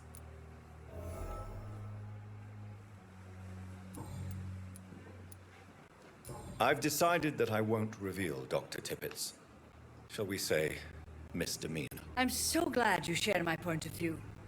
Dr. Tippett's is a brilliant practitioner. We most definitely need his know-how. I hope you're right.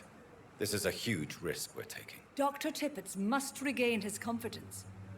Please, keep this decision between you and me. He doesn't need to know you found out.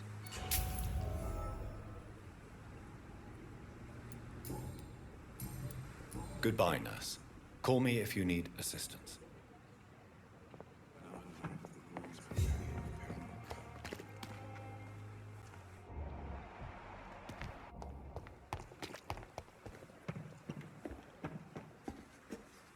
Good evening, Dr. Tippett. Dr. Reed, any good news to share?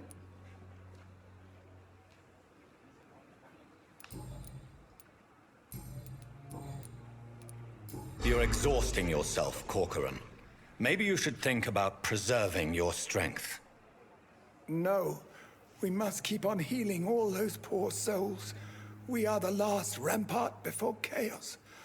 Once more, unto the breach. You've nothing to prove, Dr. Tippett, to anybody, and we all praise your experience. Please, have some rest. I am perfectly fine, and I am not too old for this job.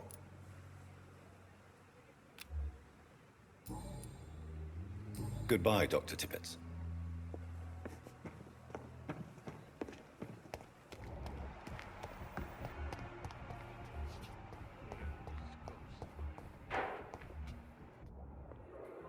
Good evening, Nurse Hawkins. Good evening, Dr. Reed. Pepper, I know you're very close to Milton Hooks. Yes, Milton Hooks is my man. If you want to report me for that, just feel free, Doctor. I have no intention of reporting you, Nurse Hawkins, but are you aware of the risks? The rules say I won't be allowed to work as a nurse anymore.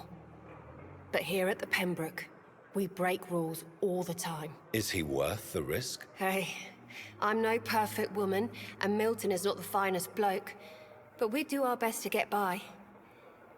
That's all any of us can hope for nowadays.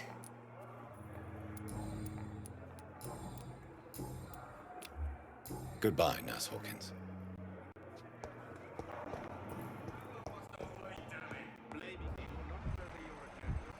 How long's it going to take to fix me properly? A month? A year? You have the right to disapprove of Finally, you've returned, Doctor. Did you find anything of value? Yes, Nurse. You've worked your first miracle, Doctor. Now, this patient here needs immediate treatment. Duty calls. When the storm has passed, I'll show you how to mix the remedy yourself with the same basic ingredients. Many thanks, Doctor. When you've finished, you ought to report to Dr. Swansea in his office. He's been looking for you. Seemed pressing.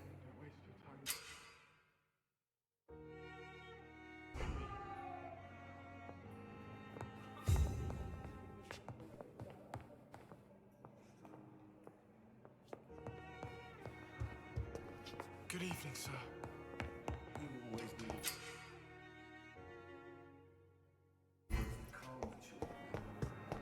Giant morgue disguised as a hospital. That's the Pembroke nowadays.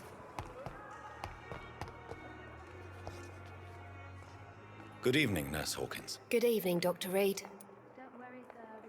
Goodbye, Nurse Hawkins.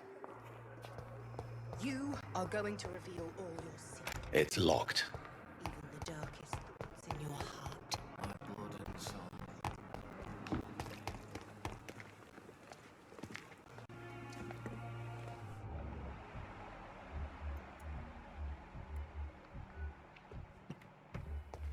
And I thought last summer's epidemic was different.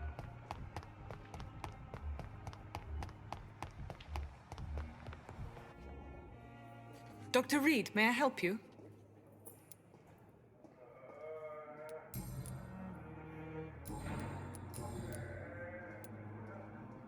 What can you tell me about the epidemic, Nurse Crane? I've been out of touch since I've come back to England. Everyday folk don't know how bad it is. The papers certainly won't tell them. Not as long as the war is raging on, anyway. News on the front stated that the Spanish flu was under control, at least in Britain. It seemed to be for a while, but that was only last summer. It returned with a vengeance just over a month ago.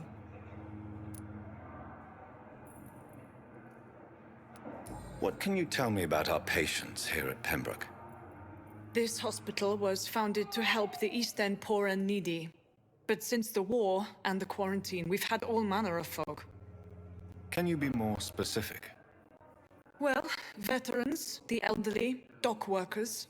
We even have a few mental patients. If there's space, we take them.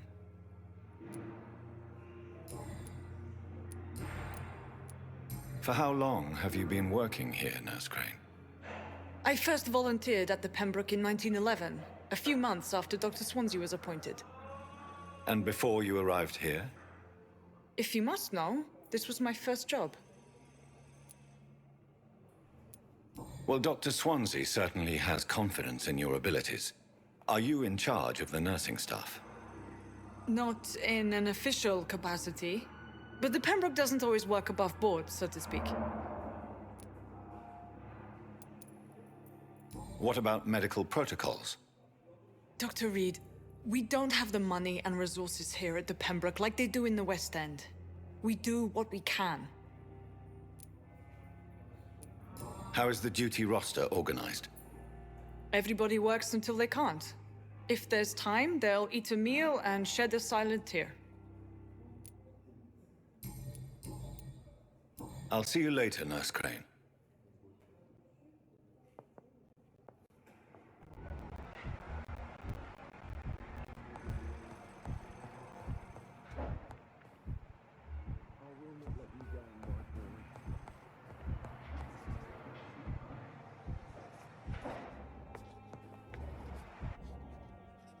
Dr. Reed, may I help you?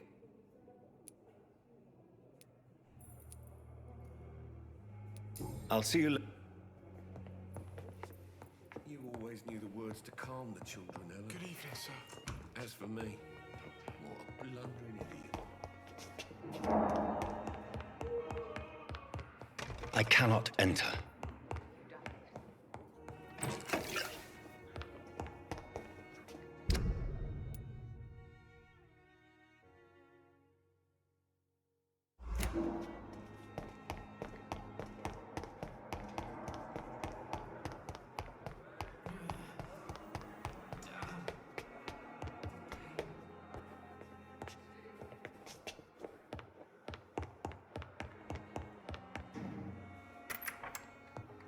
Please, Jonathan, come in.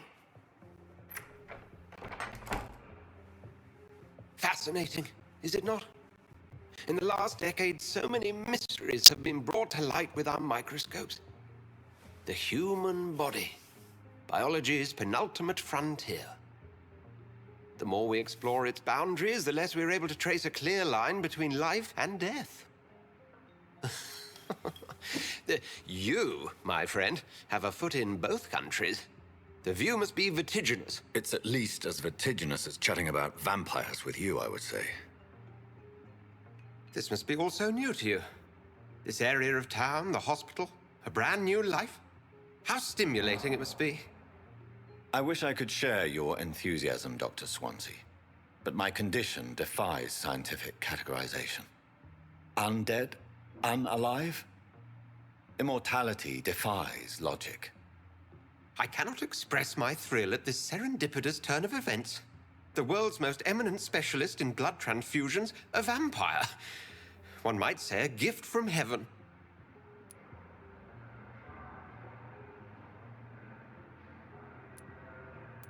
There is an absurd poetry to my situation. Physician, heal thyself. Forgive me. I've been an admirer of your work for a long time, and now you are so much more than a brilliant physician. And please, call me Edgar.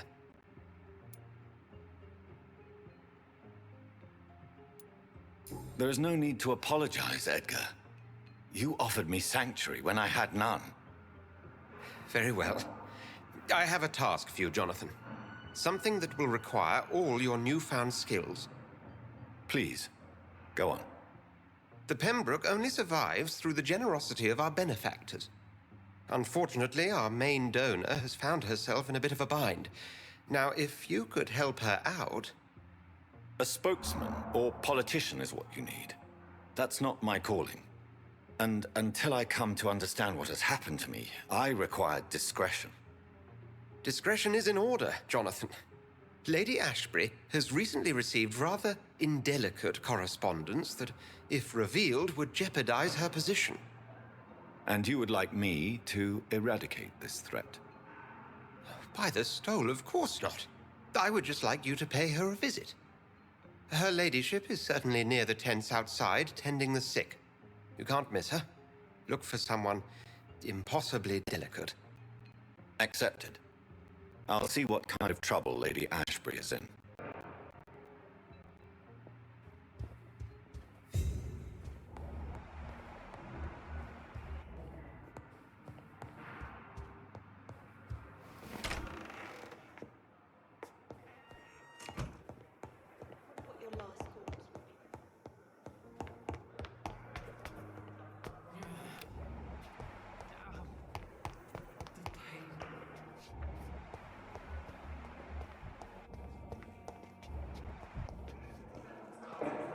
Good evening, sir.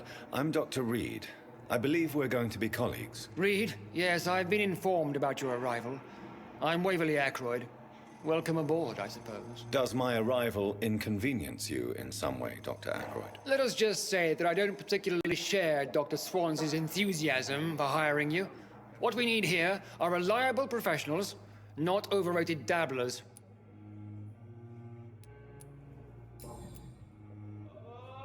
If you have a problem with me, Dr. Ackroyd, please feel free to tell me. Dr. Swansea has imposed your presence on this hospital without asking anyone's advice. The benefit of his position. But I don't agree with it. I know we've never met before, but I believe this hospital could use all the help it can get. You will agree with that, I'm sure. Oh, but I have heard about you, Dr. Reed.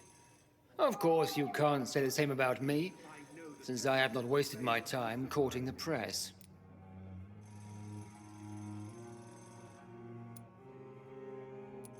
You are going to change your tone with me, my dear colleague, and very quickly. I don't think so. Perhaps you think yourself protected by Dr. Swansea, but I am still a free man, and I will speak to you the way I want. Since your tenure in this hospital is longer than mine, perhaps you can tell me more about this place. Let's just say I'm tired of the carelessness around me. I have always respected the skills of Dr. Swansea, but over time his enthusiasm has become displaced. Carelessness? Exactly what are you talking about? We're here to save lives. The people who trust us are not volunteering for experimentation. They're here to be healed. I don't intend to run any radical experiments, Doctor. Even if I, as any good practitioner should, express an interest in pushing the boundaries of medical research. Modern medical methods were created through audacity and ego. But there are rules in our line of work, and they're here to protect our patients.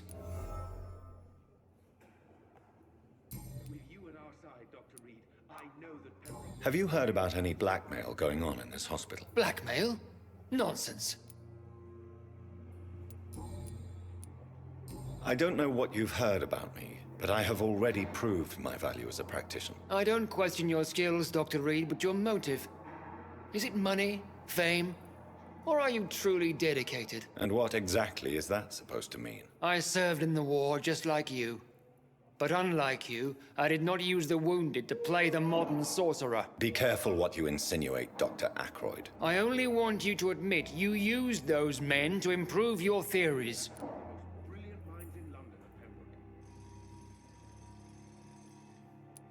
I don't see any reason why I should justify my actions to you. That's true, Dr. Reed.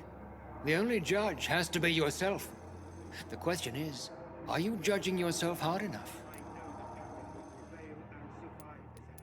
It seems you have bad memories of your military service. I refuse to see this industrial slaughter as scientific progress. War only reveals the worst in men. We can at least agree on something, Dr. Ackroyd.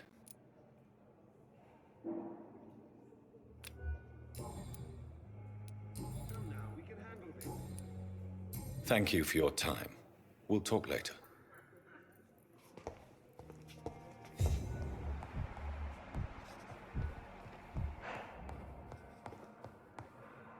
Good evening, sir. I'm Dr. Reed. May I help you? I don't know if a third opinion is needed. Your colleagues are already arguing about my condition. I see. Would you mind telling me more about your situation? I'm Harvey Fiddick. All I want is to get me bloody arm fixed properly. Have you heard talk of any blackmail here at the hospital? No, nothing. Tell me about yourself, Mr. Fiddick. I'm just a regular guy waiting to get his arm fixed, so I can return to work and to my family. I was more curious about what you were doing before being hospitalized. I'm a carpenter, and a good one too. But that means I need both arms to feed my family, Dr. Reed. Are you satisfied with your treatment here? Well, it's clear that I've chosen a bad time to be injured. Forgive my bluntness, but you seem overwhelmed by cases of the flu. I won't lie to you about it. I'm afraid we are. Are you sure you don't want to operate yourself, Dr. Reed? I have the feeling you're very capable. And your colleagues seem to think so too. In other circumstances, you would be right. But for now, I don't think I can take on the responsibility. My apologies. Tell me about the doctors who are arguing about your case. Strickland and Aykroyd. They both want the best for me, but there's a lot of pride there. Doctors are no different from carpenters, it seems. What do you mean? I often had professional arguments with rivals on a building site. Difference is I disagreed about wooden nails, not flesh and bones.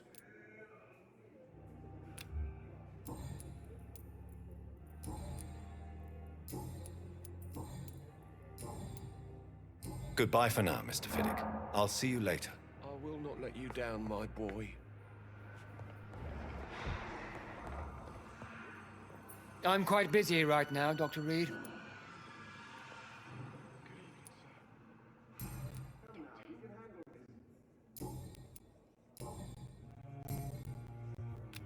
Thank you for your time. We'll talk later.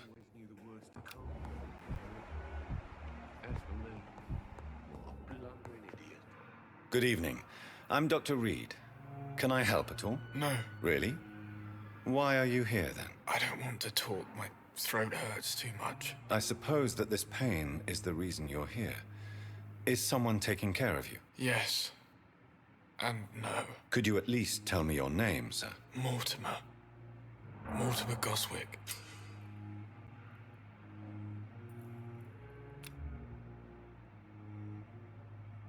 Do you need any help? I'm afraid I may, sir. I don't mean to be a burden. You are not a burden, sir. Healing you is my responsibility. And you have my gratitude for that. How painful is your throat, Mr. Goswick? So painful I'd rather not talk at all, Doctor. I'll let you get some rest, then. Good evening, sir. Doctor. Good evening, madam. Can I help you? It's my son who needs you, sir. I'm Dr. Jonathan Reed. How can I help your son? I'm Beatrice Goswick, mother of Mortimer Goswick. Could you check on him, please, Dr. Reed? I've heard much of your talents as a physician. Have you heard rumors of blackmail going on in this hospital? Dr. Reed, are you trying to take advantage of me? Of course not, Mrs. Goswick. I'm just curious. Well, go be curious somewhere else, please.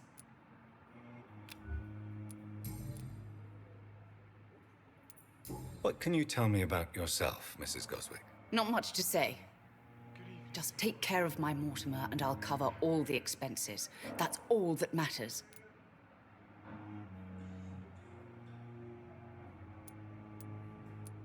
May I ask if you have an occupation, Mrs. Goswick? I'm a teacher by profession. I teach young women who are more ambitious about their futures than their families. Are you really that rich? Most of the patients here are of a more humble origin, if I may say so. Yes, thanks to my husband. May he rest in peace. I can cover any needed medical expenses. What do you think of your reception here? Any complaints? I have had the uttermost reservations about this hospital since we arrived. But we had no other choice, considering the state of emergency. Is there something in particular that's bothering you? Some of the staff were not especially welcoming. I suspect they're not accustomed to dealing with patients of such social standing. Tell me more about your arrival at the Pembroke Hospital. What gave you such a bad first impression? The ambulance driver was quite rude, for a start. And that nurse, Miss Hawkins, seems to have quite a dubious attitude. What do you mean? She managed to secure a bed for my son despite the epidemic. It was a relief, but it wasn't cheap.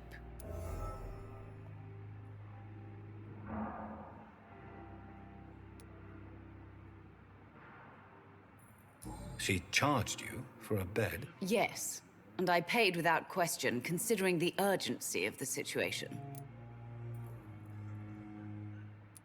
I share your concern, Mrs. Goswick. Be sure that I'll talk to the people involved. I don't expect compensation, Dr. Reed. But I'm aware such behavior would not be tolerated in other hospitals.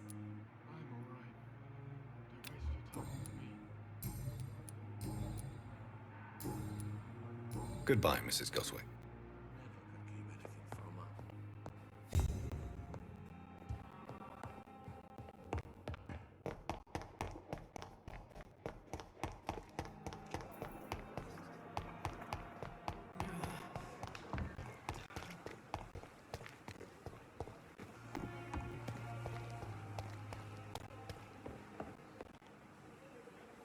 The flu took my dear wife, Emily. I take comfort knowing we'll soon be together again. Mr. Rainfield, that's no way to talk. You're in good hands here, and we'll be up again soon enough.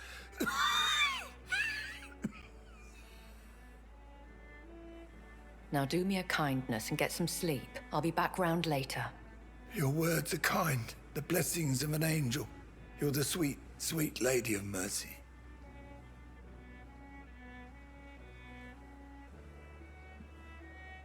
Good evening, Dr. Reed. It's a pleasure to see you again. You seem surprised. Dr. Swansea has brought me up to speed concerning your recent appointment to Pembroke Hospital. You're a the lady who saved me that night, before vanishing into thin air. I remember you from the pub with Dr. Swansea. Indeed. Allow me to introduce myself formally this time. My name is Lady Ashbury. I remember you well, in spite of the brevity of our encounter.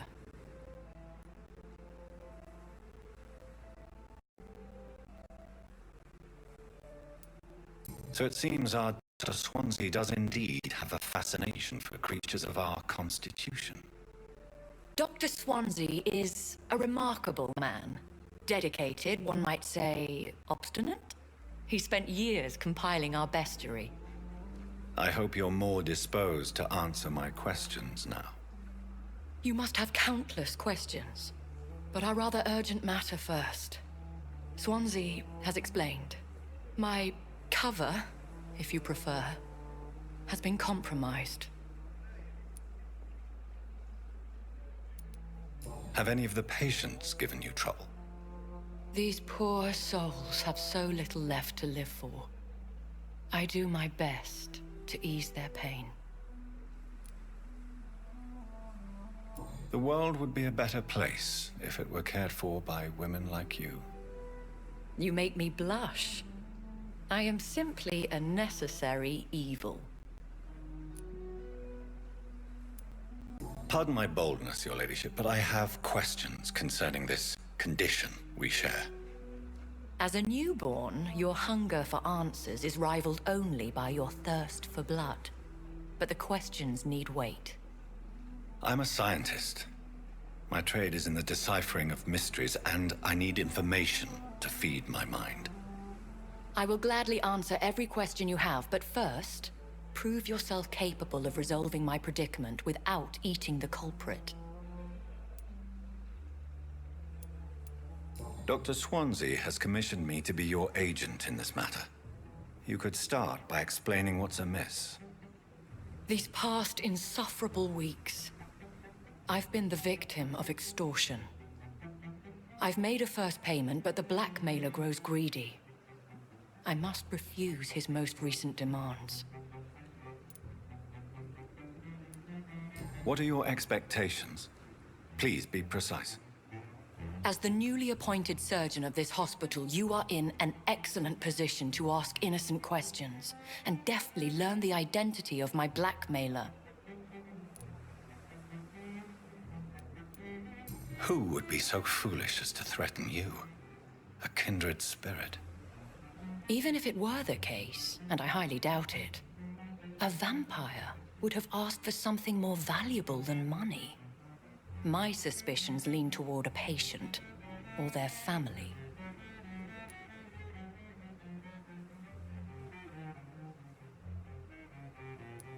If we're dealing with an ordinary criminal, surely you've the means to deal with it yourself, if I may. As immortal tradition doth dictate, all fangs and hypnotic eyes ablaze, the blood would run like a river. That's what I hope to avoid. Violence has a tendency to spiral out of control.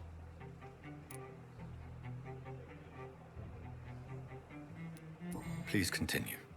Every detail is essential. I'm your man. My embarrassment in this matter is eclipsed only by my shame at having put the hospital at risk. The threat from our anonymous scoundrel is clear. A list of dates. My visits coinciding with the dates of suspicious patient deaths due to massive blood loss. I'll take care of it. Do you know where I should start? If that was the case, I'd settle the matter myself. You could talk to our local gossip, Harriet Jones. Not a pin drops here without her hearing about it. I'll meet that woman now. My life, as others know, is in your hands, Dr. Reed. I'm sure of your discretion, but I do fear your powers of persuasion will be put to the test. When this is resolved, I'll be your obligé. I'll answer all questions in regards of your condition.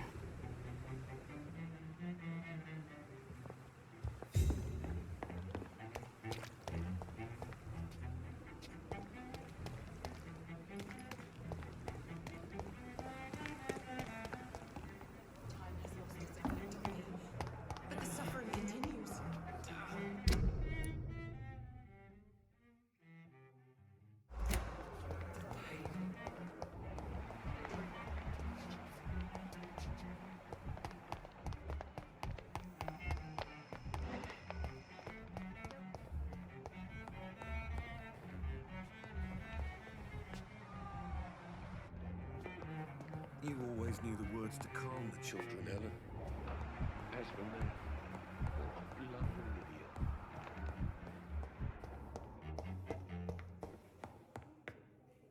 Good evening, Doctor. I believe we're going to be working together. Dr. Reed. Dr. Swansea informed us of your arrival, but I could not dare to believe we'd have such good fortune. Such an honor, sir. Thank you. And you are? I am Thoreau Strickland, Dr. Thoreau Strickland. I'm a great admirer of your work, Dr. Reed.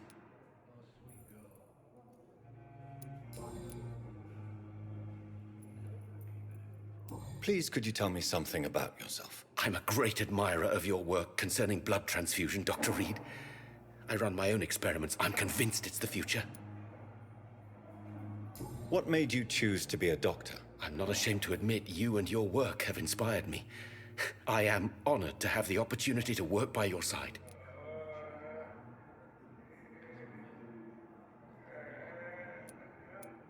I'll give you some advice, but understand that nothing beats practical experience, which can be exhausting and solitary work. Of course, sir. And don't worry, I will never allow myself to be a burden, neither to you nor this hospital. I based my technique on my mentor's research. He helped me perfect my method. What is yours? I'd rather not talk about it. For now, it's just theories and first approach. My process is purely experimental and unsuccessful. As long as you're cautious and methodical, you may remain empty-handed, but you won't fail. You're not the first one to warn me, but I am convinced knowledge is the main weapon against the ravages of this epidemic.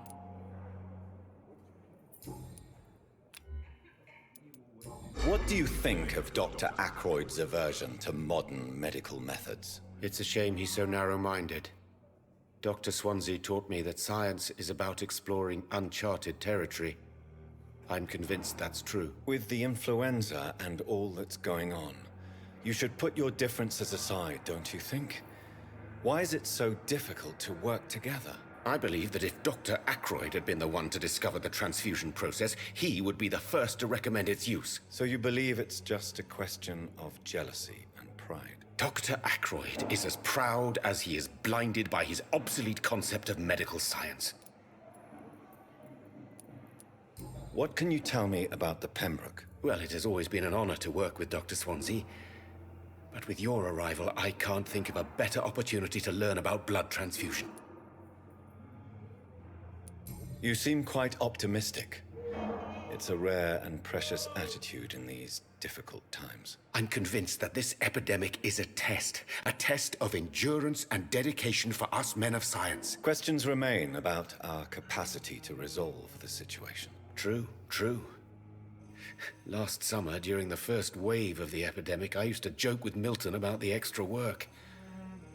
We're not smiling now. Do you need help with anything in particular? Well, yes, maybe. I'm waiting for a batch of products I ordered for my personal research, yet my supplier seems to have vanished. Do you want me to play the errand boy for you? Oh no, Dr. Reed. But if you went personally to his shop, what with your reputation and all, he wouldn't dare to refuse the products I need. I see. Well, give me the address, for I may pass by if I have time.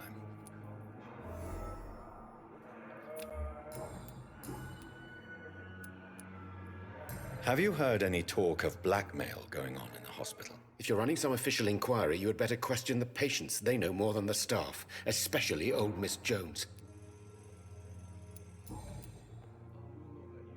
Tell me more about your willingness to experiment with new medical techniques. Harvey Fiddick is a patient suffering from a severe injury that could cripple him if not treated correctly. I'm convinced your blood transfusion technique could help him. What is it you really want? To save him, or to prove your point? Fair question. I want nothing but to save my patient, Dr. Reed. Especially since I know Mr. Fiddick's story. Tell me Mr. Fiddick's story. Our first diagnosis was compromised because Mr. Fiddick lied to us about the real origin of his injury. He first claimed it was an accident. But why would he hide such crucial information from us? Because he is a proud father. Ashamed of putting his children at risk because of his own negligence.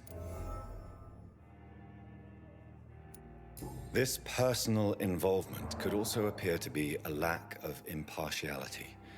You must know that a good surgeon must remain neutral. I agree. But that does not excuse Dr. Ackroyd's behavior, a man who did not even take time to converse with his patient. Do you think keeping his distance was a mistake? All I know is that I'm taking care of human beings, with desires, hopes, and fears. Not some biological machine comprised of blood, bones, and flesh.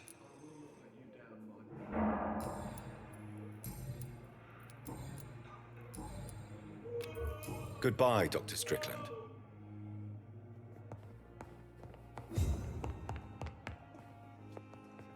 Good evening, Mr. Fiddick. Good evening, Dr. Reed. Any news about my operation? Tell me about your injury, Harvey. Why do you feel so guilty about it? My wife died because of me. And now I may lose everything because I've been careless enough to hurt myself. What an arsehole. How could your job be responsible for your wife's death? I was working a double. She went out to bring me a hot meal and got caught in a German bomb raid. You can't hold yourself responsible for your injury, Mr. Fiddick. Unless you tried to hurt yourself. Of course I didn't hurt myself. But I can't work until my arm is fixed. My children need to eat, Doctor. Tell me more about the death of your wife, Harvey. 1915. I was in the army, building workshops for the Royal Flying Corps. Helen was happy I wasn't sent to the front. What happened? The Germans sent Zeppelins to bomb the construction site, but they missed their target. My wife was bringing my dinner when the bombs fell. I'm sorry for your loss. So many died during the bombings. I served in France and witnessed the carnage there. I would like to say that she didn't suffer. Truth is, I have no idea. I just know that I'm all that me kids have. Poor little bleeders. How are your children after losing their mother? They were smaller then. The only good thing about this is my Helen didn't bring them with her that night.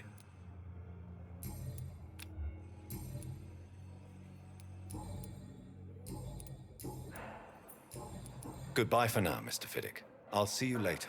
You always knew the words to calm the children, Helen. As for me...